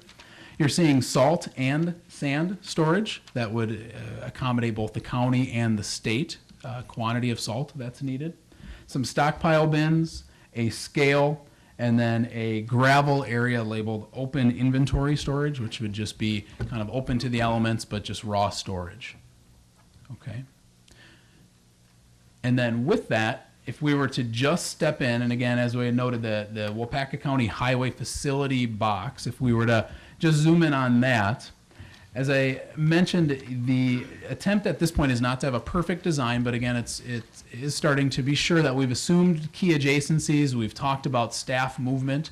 We want to be very efficient with that square footage. We want to make sure we don't have excess as in this proposal, but at the same time, we want to be sure that we've made the right assumptions in terms of staff movement and access and morning when they show up for work and how they're going to get into the building, and make sure we have clean, clear, safe separation for large vehicle movement from any public access. And so really what this does is each of these labels represent kind of those subcategories that were in the space program. So you see administration and operations, public lobby, general staff, the large parking garage with some additional cold storage parking, the repair shop, fabrication bay, and then on the far left end of the plan here, a wash bay. Okay, certainly more detail there, and can certainly answer any questions about the design if anybody has them. But I think the most important piece is to note that this preliminary concept represents that square footage that we referenced. So we again did spreadsheet architecture and then started to design it and did it as a test balance to be sure we were accounting for everything. Okay, Mr. Ellis. Could you explain where the rainwater goes and what facilities we might be having to make sure that we don't make the wetland worse and the pollutants that this building will create? Yeah. They have to go somewhere. Yep. Yeah, well said. So we're going to be doing a full stormwater management plan. We're going to be working with the DNR. Casey's team has been out to survey the property, so we have accurate representation of the topography across that site. We're going to be targeting, I think, a updated delineation of that wetland. We know it's there. We have prior delineated wetland locations, but we want to be sure it hasn't moved at all. Okay, and then with that, our team has hired Point of Beginning out of Stevens Point to be on our team. So they're very familiar with the site and in the geography, and they're going to be supporting us in doing a full stormwater management plan, and that'll all go through the DNR for approval. Thank you. Yep. Mr. Andrick? Looks to me like you've overdone the meeting and conference rooms. You got many rooms that could be used for more than one thing. So you've got a 68 training room, and you've got 2 dining meeting rooms. How many meeting rooms do you need? Sure. Well said. Well, I will say, and I'll start, and then Casey, you can jump in to talk about the operational side. So, just from an objective quantity standpoint, what you're seeing there in the space program, you're right. We've identified spaces by use. We've identified them by quantity of people seated. So there are a quantity of meeting rooms, but they vary in size. Okay, and the size of that obviously responds directly to how those are proposed to be used. So with that, Casey, I'll let you jump So in. if you're looking at a particular page or a layout of the highway facility, I definitely can address which rooms you're concerned about is too much. But notice this facility, that portion right there, it's not confusing, but that basically gets stacked on top of this. So this is upstairs and this is downstairs, and that goes right on top of it. The reason that we're going to go with a 2-story building for that additional area and training is because we're not going to put a basement underneath this facility. So if this area that's called for storage would supplement all the documents that have been stored at our existing highway facility for the past 80 years or however long it's there, and then to accompany the next 80 years of paperwork, plans, all that type of stuff that maybe just continue to be gathered. If you're looking at training room area up on top, whether we called it training room or it's an area upstairs on that second floor, it's to supplement a potential EOC. The courthouse gets hit by a tornado. Where do we conduct emergency operations out of? So in planning for the next 80 years or so, if this facility were to go down for whatever forbidden reason, it catches on fire, this operation would have minimal space in that training room to hold the emergency center for Waupaca County, for instance, about tornadoes. This place goes somewhere, they have to go somewhere. The staff here can't just operate out of their house. So in planning for the future of Waupaca County as a whole, we've supplemented a few extra spaces to have enough people to come to. With that, the dining facility area, which would be located right here is where the men would come to work, or the employees would come to work. We can actually separate that wall and make it a room this big, or we can put a dividing wall in it and make it 2 separate rooms, is what we're anticipating. So multiple uses on that. For instance, at a highway committee meeting, in just what I've experienced over the last year, we've had just one intersection project drew a crowd of 27 people, and so there was no place to go to have a meeting, and so we're just going to supplement enough space for larger crowds to show up. When the crews came from County Highway I to show, our constituents came from County Highway I to show their support for a future project up there, we had over 20 show up.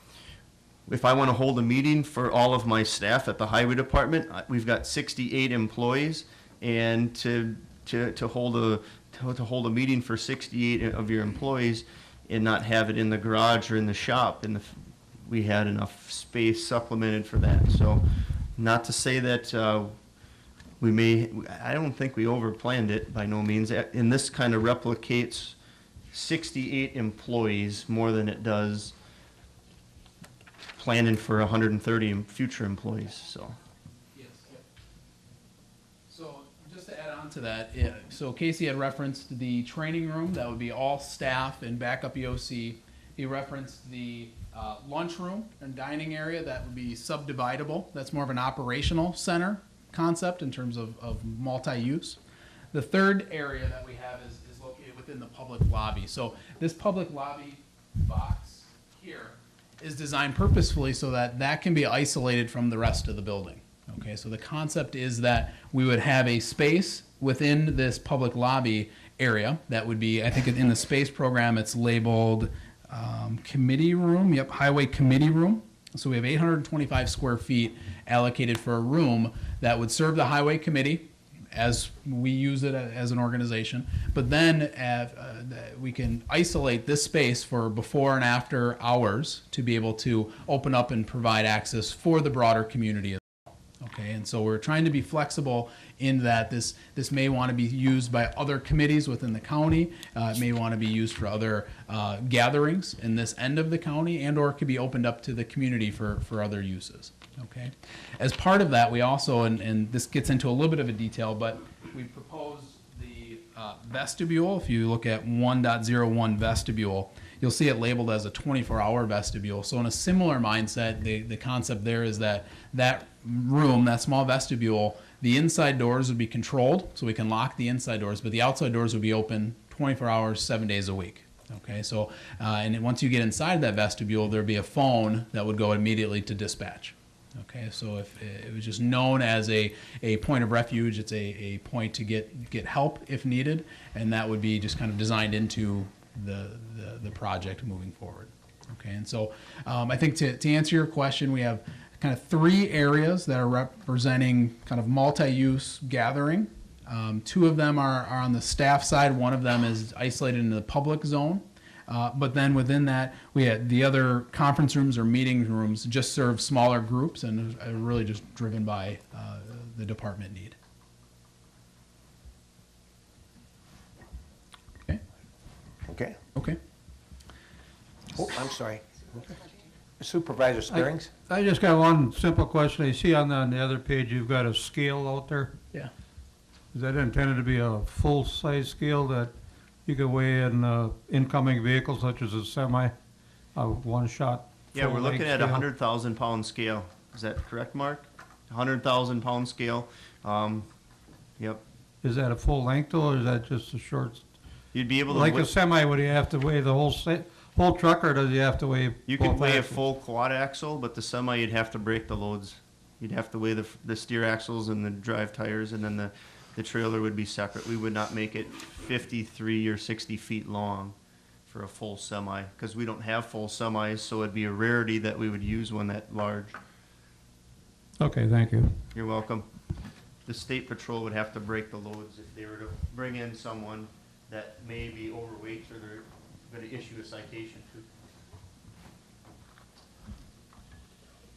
Okay, so can we flip to tab 4?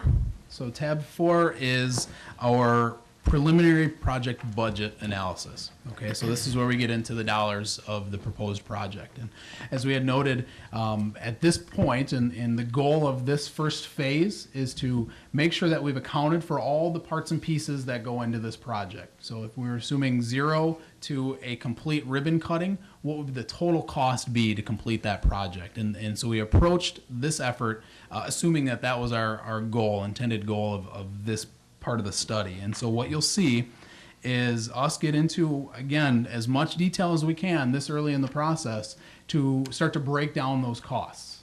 Okay, and we break them down, and I'll go through this by building type. We break them down by type of square footage in the building.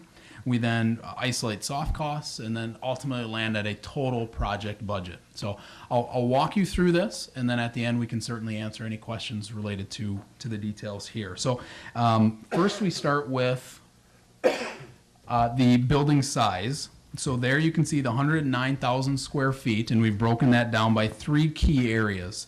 The first is office meeting, then we have workshop and repair bays, and then the last one is garage space. Again, just noting that the cost to build those representative square footages differs. Okay, so we had to isolate each of those independent of one another.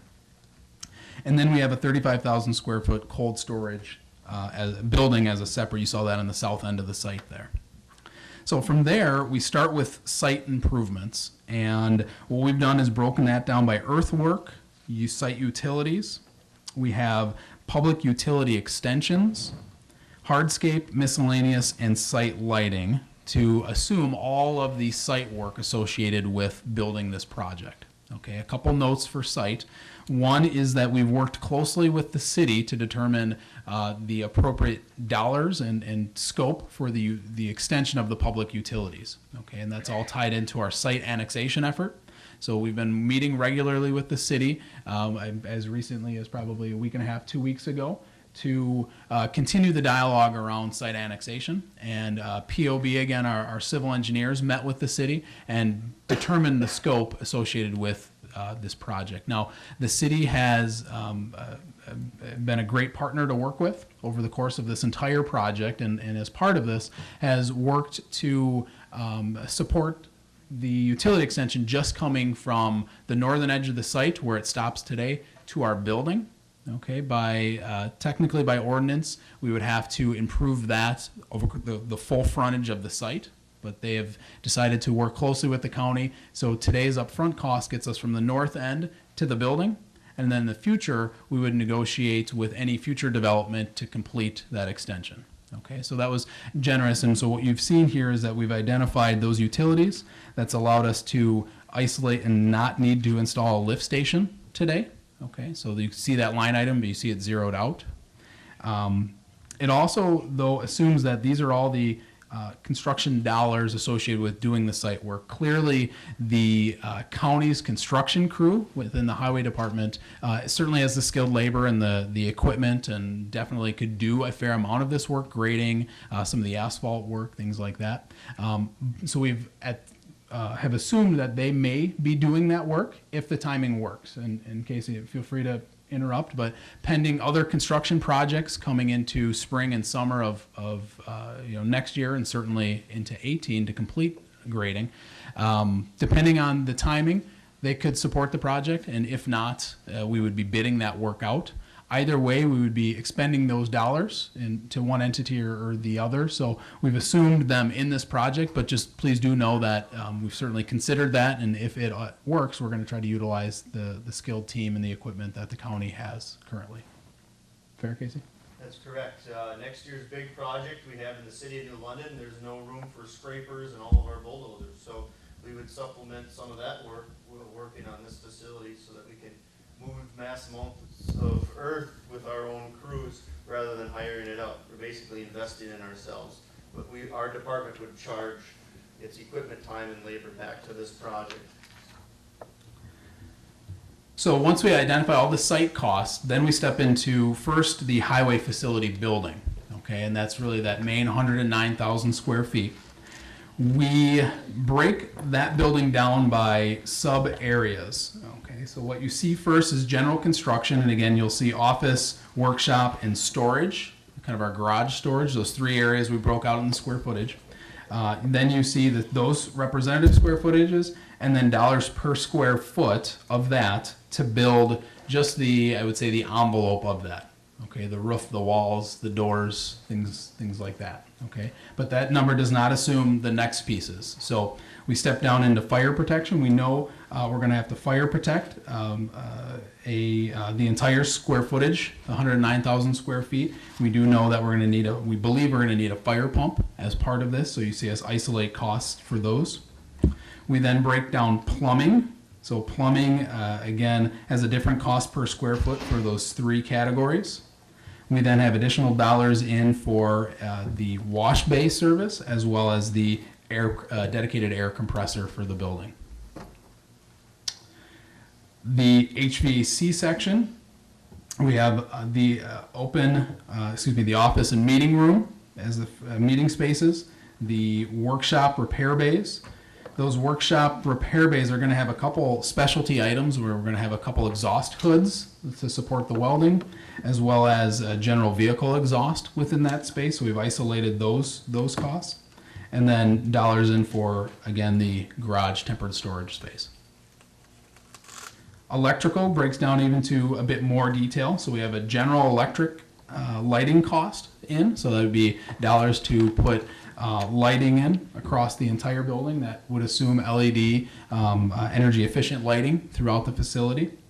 We then have power and low voltage that has a different cost per square foot of our subsections. So you'll see those items there.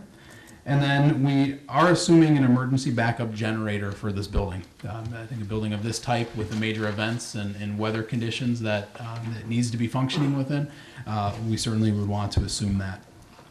CCTV and then keyless entry as part of the electrical numbers.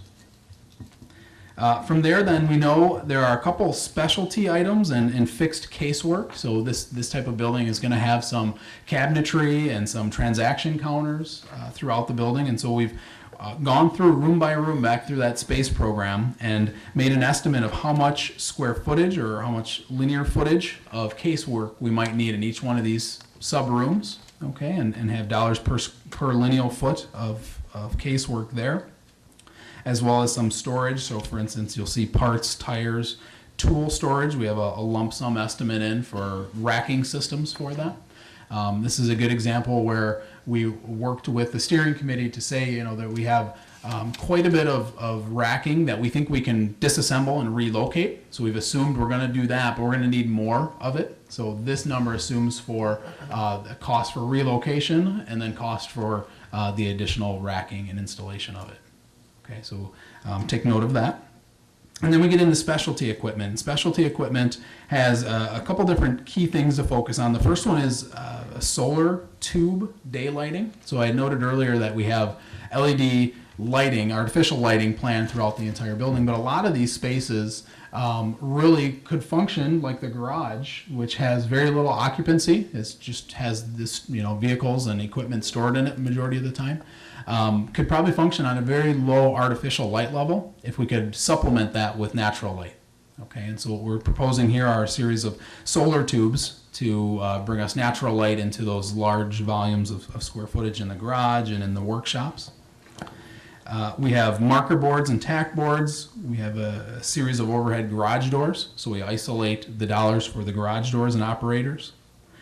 We have a two-stop elevator proposed, and Casey pointed out where we had that second floor. That second floor would need to be ADA accessible, and we may want to use an elevator for large kind of equipment and or kind of records, moving records up and down, things like that. So we have an elevator in. Locker rooms, a flagpole. Then we have 3 vehicle hoists. This is the first example where we worked closely with the steering committee and some of our current vendors that support the department to help estimate accurately some of the specialty items. So these 3, a heavy-duty lift, are rotary 4 and 2-post lifts. We worked closely with another entity, as shown in the parentheses there, to accurately estimate the value and installation cost of that equipment. And then we have 3 overhead 10-ton cranes as part of the project. Okay.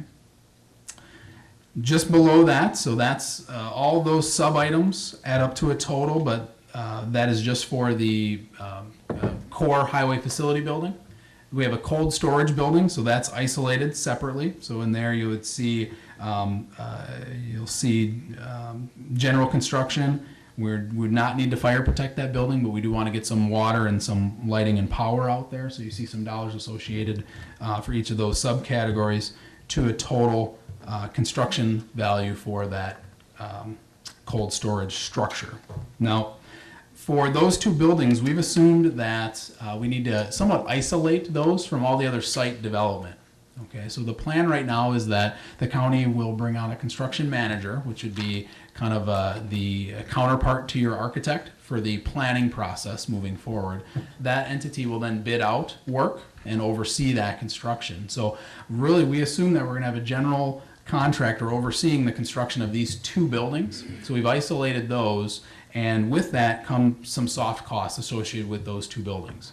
Okay, and so right now you'll see that we've isolated general conditions for that contractor. You'll see bond insurance costs, general conditions dollars. General conditions would be a lot of the non-bricks and mortar things that a contractor needs in order to build your building, things that you'll require them to have, renting of equipment, porta potties, trailers, technology, things that they're going to need that will be charged to the project. Generally, that's a monthly dollar amount, so we've broken that out by the 12 months that we estimated for the construction cost. We then get in to both a construction manager estimated fee as well as a overhead and profit number for the contractor. Okay, so we add those numbers in to the total construction subtotal there you see at $20,900,000. Now, with that, we haven't brought in any of the soft costs associated with building these buildings. So that's what you see in the next category. We have the first 2 are really contingency dollars. So first we have an estimating contingency held at 4% right now, and that estimating contingency really just represents we're doing the best we can to provide as much detail and be as accurate as we can in these construction cost estimates, but the reality is that bidding climate fluctuates by the day, as we all know. Okay, and so we know that the cost of drywall or the cost of concrete fluctuates pretty dramatically over the course of the year, and even though we've done our best to estimate that, we can't control that. So we have some dollars in to assume some fluctuation in the estimate above. We then have an inflation number. So all of this data, all of these individual numbers are based on projects that are bidding today. So for us to land on these, Bray has leaned on projects that we have that are that have been bidding over the course of the past couple months, and our engineers have seen being bid over the past couple months. But we know those are really $17, and this project will not bid, at least on the schedule as proposed, until summer of 18, and there's going to be inflation associated with that. And so we have 1 year's assumed inflation at 4.5%. That would be an industry standard for a year's worth of inflation. So that's what you see there. We then see architectural and engineering fees. So your architect, Bray, and our engineering team, you see us have isolated phase 1, and that's really been what we've been doing, and our approved dollar amount to complete the study that you see in front of you here. And then you see phases 2 through 5, which would really oversee the design and then oversee construction alongside the county moving forward. That's also been a pre-negotiated percentage fee of construction costs, so that's what's represented there. And then lastly, we have design and construction contingency. That's our last contingency, and that represents dollars that we recommend the county hold post-bid into construction. Okay, and those are would be dollars that we have available if we hit bad soils out on site and need some additional dollars, or we walk out and realize we need to make a couple small changes during construction. There are going to be costs associated with those. We have dollars budgeted to support those enhancements. Okay. From there, the other soft costs are plan approval fees. We're going to have some building permit costs. Planning, we have some printing and shipping. That number has gone down dramatically as we've gone more electric and cloud-based in our coordination. So we still have dollars in to support some printing and shipping. The county will need to hold builder's risk insurance. You see we do not have costs in for a land survey, as Casey's team's been providing that information. We have geotechnical. We're going to have to go out and do soil borings for the site. We have an allowance for signage, both on the inside and the outside of the building. We worked closely with the county's IT department and their support vendor to estimate the cost to extend fiber from the county courthouse, from where we are here, out to this site. So you see the dollars associated there at $340,000. We then have some fixed equipment that do not fall into the construction costs. So you see some furniture, technology allowance. A technology allowance would be sure we had dollars in to add any new projectors or monitors, any other telephones, things like that that need to go into the building. We have then 4 items that are specialty equipment components that get plugged into the building that's already been designed and built. Okay, so these are dollars for systems like our mobile column lifts, automatic truck wash system, our handheld power washer, and then the brine system that goes into the building.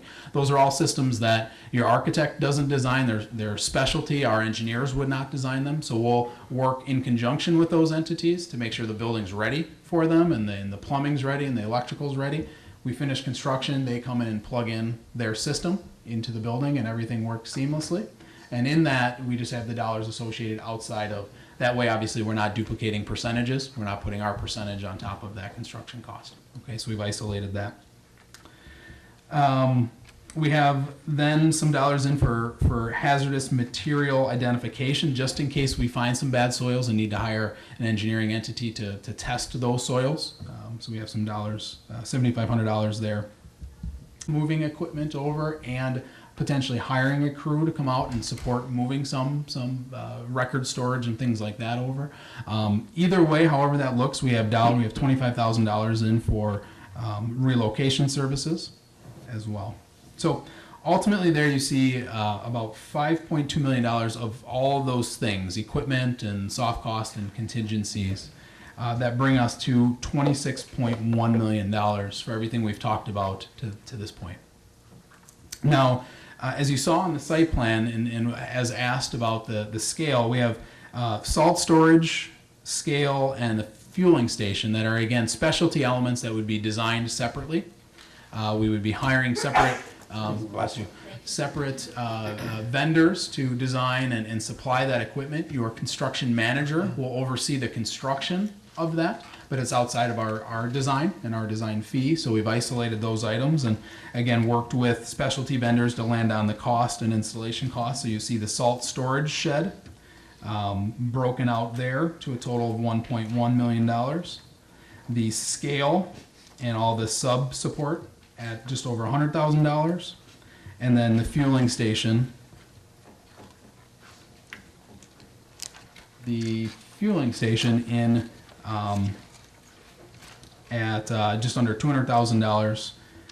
There will be some general conditions to oversee the construction of those items. So again, your construction manager, they're going to have to. You're still going to have insurance and be able to have performance bonding in to support the construction of that. So we have dollars in associated with each one of those.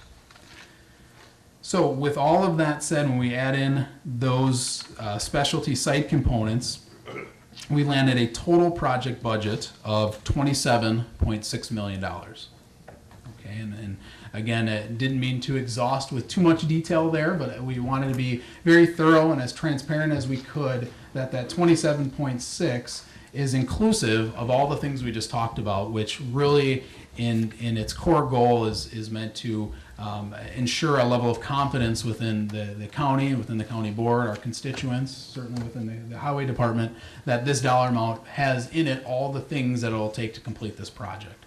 Okay, and that's what is represented there.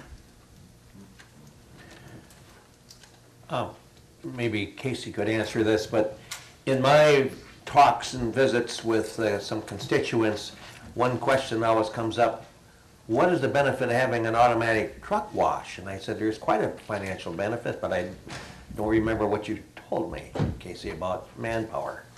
Correct. As our equipment depreciates over time, it's because it gets sun-dried, it gets rusted, the salt eats on the boxes and so forth. So the Wisconsin DOT reimburses the county highway departments in general, all of them, for the amount of time they spent with washing their trucks after a snow event.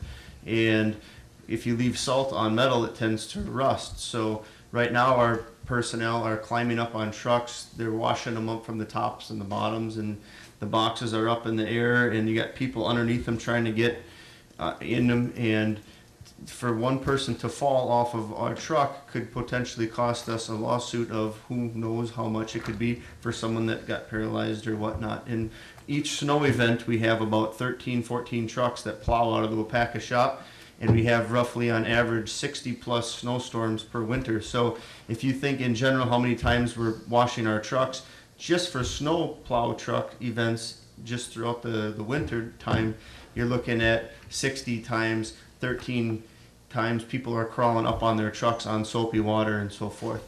On top of that, the DOT reimburses our state plow trucks for washing them, so we get reimbursed up to an hour and a half worth of our time per person. So if we can have a truck that goes through in 3.5 minutes, that's that much less time that person has spent there washing a truck for an hour and a half, which it don't take that long. It probably takes up to an hour, but to do a good job to keep these trucks so they last longer, I got to be able to wash them longer, because as Heidi indicated, our equipment fund is getting closer and closer to depletion, and I need to make the equipment last longer. So that's just a general consensus of winter operations. Thank you. Other concerns or questions I should say. Mr. Ellis. One question. Do the letters LS appear 30 times in this listing? Like the last item there, what is LS? Yeah, LS is lump sum. Lump sum? Yep, that's an estimated lump sum value. Yep. Mr. Nygaard? You're talking about the fire protection pump. Are you going to have your own well for that, or is that just to boost city water pressure? Our understanding is just to boost city water pressure. Okay. Yep. Okay. With the hoist, you prefer to go with hoist versus a pit as far as vehicle maintenance, drive over pit where somebody can stand underneath the truck or piece of equipment, or I'm just asking. Yep, we're looking at one hoist that would lift the truck right up in the air, and the rest of it would be mobile hoists that would go underneath the 6 individual tires, and then they Bluetooth a signal to each one, and it raises the truck up individually, more for short-term fixes. But if you're changing a transmission, you don't want the Bluetooth hoists. And when that truck comes down, essentially all them hoists are mobile around the shop, and you can push all the hoists to a different work bay, and then that hoist can be used over in that work bay with the configuration. If it's a tandem axle, single axle, tri-axle, that same system can lift up different types of trucks, but more for short term. Other questions? Supervisor Craig. Only because I didn't attend all the committee meetings and because I read the RFP. Could you tell me what the cost-benefit analysis of the green building design versus the conventional building design came to? Yeah, that's a very good question. So that level of analysis would be forthcoming. Okay, and so right now we've assumed what Bray would consider a LEED Silver certifiable building. Okay, and so what we say is the Bray standard building, what we would assume as we're putting budgets together and as our engineers would assume in their building systems, would be, and LEED is the Leadership of Environmental and Energy Design. Okay, it's a kind of a framework, a guideline for kind of levels of energy efficiency or sustainability in a building. So you could assume that this building would match that. Now, Anything over that or under that is still to be determined. That type of analysis would compare one building system to another building system, which certainly would have upfront cost differences, but would also have longer term cost savings or lack of. And all of that is certainly quite a bit of detail still to be determined. So that'll come as we move forward. Yep. Then the second question I have, or question now, on the last page, you had added construction material storage to your additional storage structures and equipment. Yep. And then when I look on your plan, Yep. the only thing I see is the open inventory storage. Is that the same It's thing? but synonymous. named different? Yep, same thing. Yep, same thing. And of course, we always ask the question, and you probably don't know, what is with the $27.6 million per $100,000 home? Casey, did you get that figured out? Generally, this is just talking vaguely, but it's between $50 and $53 per year on a $100,000 home is what we're vaguely have discussed so far. But that's it could change, you know. So that's about it. Mr. Fedowitz? Just a question on that salt shed building. Is there any money coming from the state on that, or is that strictly all our cost? Yeah, I'll start and then you can jump in, Casey. So we've only assumed the cost to construct it, and from there, the revenue side we have not determined. So if there are additional costs that might be available from the state or from other grants or Focus on Energy or other entities, that has not been assumed as a reduction at this point. In 2008, when the Waupaca County purchased this 40 acres to build on, the Wisconsin DOT was notified to get involved as to, all right, you need to start budgeting money to build a state salt shed. And so the DOT approached Waupaca County and said, all right, we've put it in our budget.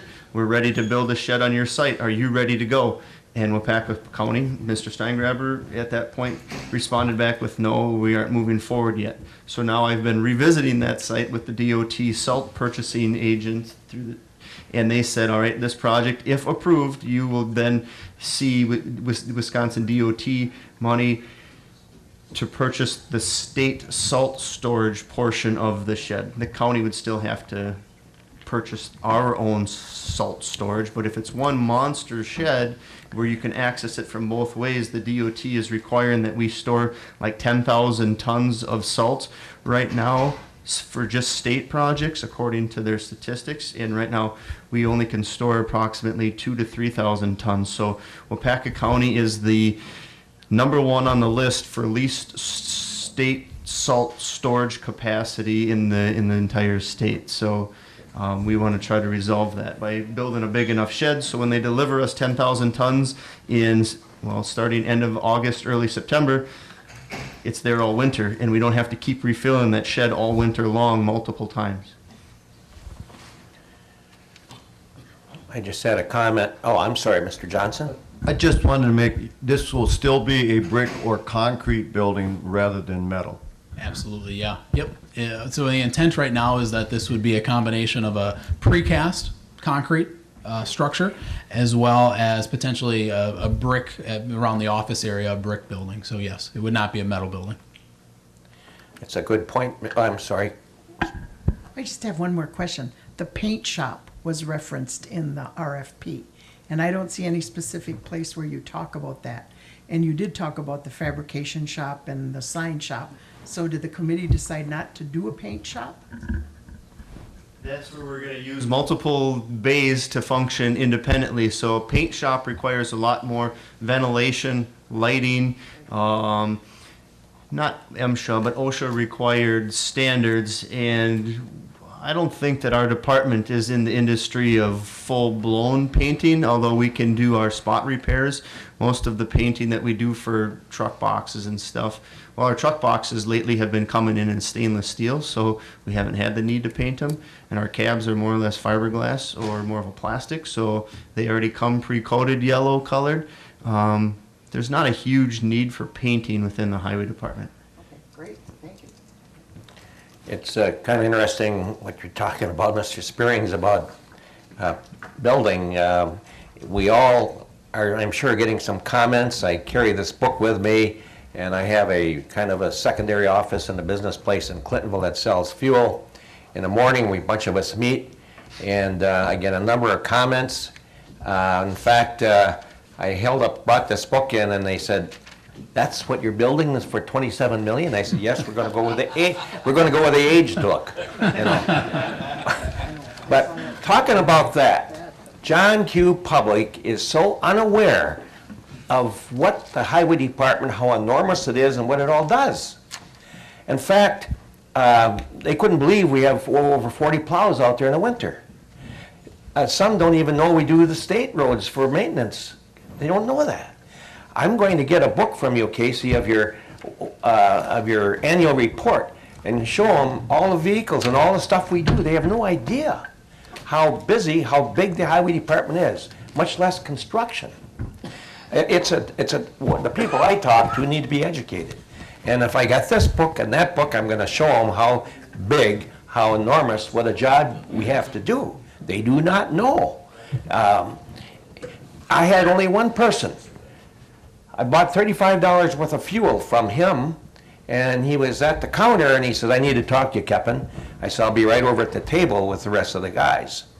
And he came over, and then he started bellowing about this amount of money. For what? All you need is a shed. And there he goes. And I said, "Sir, I'm just going to go out to the car and get you this and take it home." And I gave it to him. He whipped it across the table, almost knocked my cup over, and walked away. And he lives in Shawano County, actually. But really, however, I'm just saying is those types of people you can't do anything with. But the majority of people that I talk to will listen, and the whys and wherefores. If they disagree, fine. But they've got a lot of great questions. One I get about the wash. That's really great. It's part of us, as we say, county disciples, that go out there and try to educate. You know, if they buy, they buy. If they don't, they don't. But I need to talk to a lot of them about what the county highway all does. I couldn't believe it. We know because we're here. But at any rate, anything else? Thank you so very much. We got more? Well, I'm sorry. I'll just point to tab 5, and I think that's a good transition. This is the intent of what you see in tab 5 is really an executive summary. We showed you a lot of detail, and there was, purposefully tried to be as transparent with how we landed at numbers and square footages as we could. And this last document is really meant to be a tool for you to help summarize all that information, okay? And so you'll see it's two-sided. It starts on the first page with project goals and outlines in very, I think, a couple succinct bullet points what the real goals of this project are. We then have the project scope, so we break down the main building and each of those sub-areas and the percentage of square footage associated with those. We have that total dollar amount and then a short paragraph there describing what that dollar amount includes. We do have, we've found in our dialogues that I think that maybe the community could use some reminding on the history of the purchase of that site and the intent of that for this project someday. And here we are, the location of that site and total acreage that includes. So we have a little blurb at the bottom here that represents that. And then on the back side, you'll see just 3 quick areas. One is project schedule. This really represents basically here forward if the project were to proceed, and this matches the schedule we reviewed, the detailed schedule. Some of the operational details, so outside of the bricks and mortar, just how we're using that space and some of the efficiencies that we find in what is being proposed. And then we have, looks like 5 frequently asked questions, and one of those is specifically the vehicle wash as an example. And so we identified site, a question about the site. Will the building have a space available for the public, and what might that look like? The truck wash, the department size and kind of the area that it's serving. And then why does the existing site not work? I think that was a great question that came up actually at our last Special Buildings Committee. Let's be sure that we communicate why the existing site we're on today no longer serves the department appropriately. Okay, and so really we created this as kind of an executive summary, a bit of a cheat sheet for the county board, and ultimately this will be available to the broader community as well. So, Casey, I guess I'll turn it back to you if you have any concluding thoughts. I was thinking if Aaron Rodgers gave us his wages for 1 year, we could pay for this, so. Yeah, yep. So, Mr. Rodgers, if you're watching, we could use a year's salary. But, Yeah, you know, I have, and we do too, we have constituents say, I tell them, you know, when we built the courthouse here in 1989, 90, it was a challenge. And also the law enforcement center, what was that, 18, 19 million? It's always a challenge. But I tell them, I'll invite you over to the old place, let's go look at it. And it's really needed and why, and all that type of thing. There's a point I was going to make, and I forgot what it was. However, someday you guys get old too, so. At some point, we're going to have to make a decision if we're going to move forward with supporting this project or not. So that's up to the special building committee and how you'd want to move that forward. But other than that, I'm done. And interest rates too are creeping up. We got to remember that. Someone say, can't you wait a few years? Well, I think building costs are going up 4.5% a year. Interest rates are gradually creeping up. You know, those are just the answers we can give. So thanks so much. Really appreciate it. Thank you all very much. We're going to take a real quick break, okay, before the next item. Appreciate it. I could have probably been said the same square feet in. Okay, we all ready to, we have to be seated here before takeoff. Held it in. Thank you. Okay, I'll make, where'd my agenda go? I'll make mine real short here. Just a couple of things. Tomorrow I'll be on WTCH at 8 a.m. at Shawano, but I'm very fortunate that Andy Carlin came through for me and had got Jeremy Schrader, the director of the Waupaca County Fair, will be joining me. And I'm anxious to meet him. I talked to him on the phone, and I think he's real interesting, and he's done a great job, I understand. So he's going to be joining me tomorrow. Those that you can't get there, you can get it on your computer, WTCH. You can get it right through your computer, the program. Of course, we thank Mr. Whitman for his service already. Rosemary Sassi, of course, our longtime supervisor. She actually joined the county board April 1st in 1992, and she retired in November of 2009.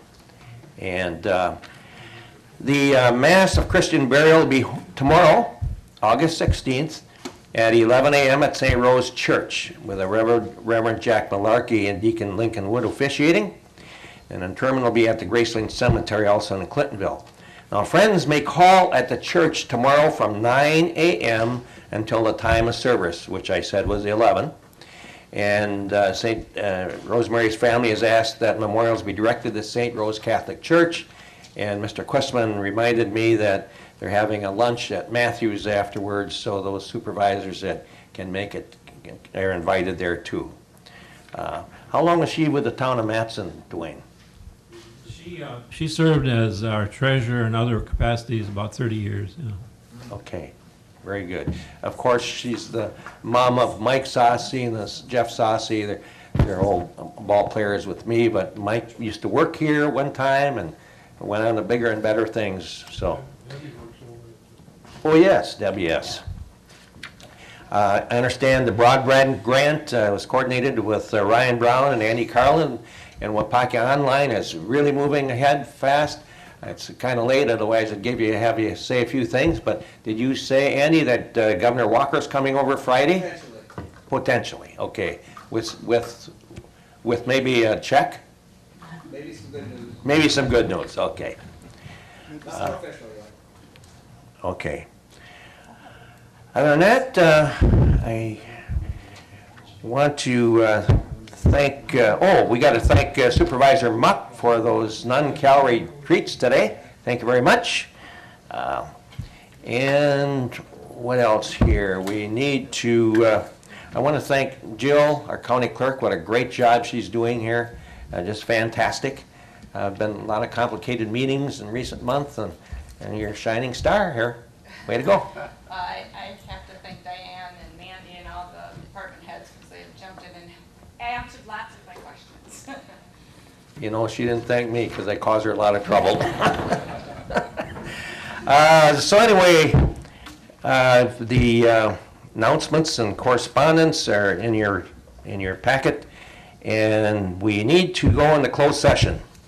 And maybe Mr. Fredowitz knows how to say that, or Supervisor Craig. They're both experts. I can read it. Motion to go into closed session pursuant to Wisconsin State Statutes 19.85, paren 1, paren C, for the purpose of considering employment, promotion, compensation, or performance evaluation data of any public employee over which the governmental body has jurisdiction, to wit, Resolution number 18, 2017-2018, Waupaca County Industry Severance Pay. So moved. There's a motion by Fedorowicz. Second. You second it, Mr. Chrisman? Second by Chrisman. Fedowitz, Kussman, Keppen, Yes. Handrich, Muck, Yes. Rowan, Nygaard, Sorensen, Boyer, McClone, Jerry Murphy, Ellis, Penny, Johnson, Craig, Spearings. Did Jack have to leave? Okay. Oh, Jack, going to close, yes? Okay. Jonley? Yes. Kidsman? Yes. Fleece? Yes. Gaber? Yes. Zog? Yes. Newman? Yes. Wilford? Okay, we are going to go in closed session.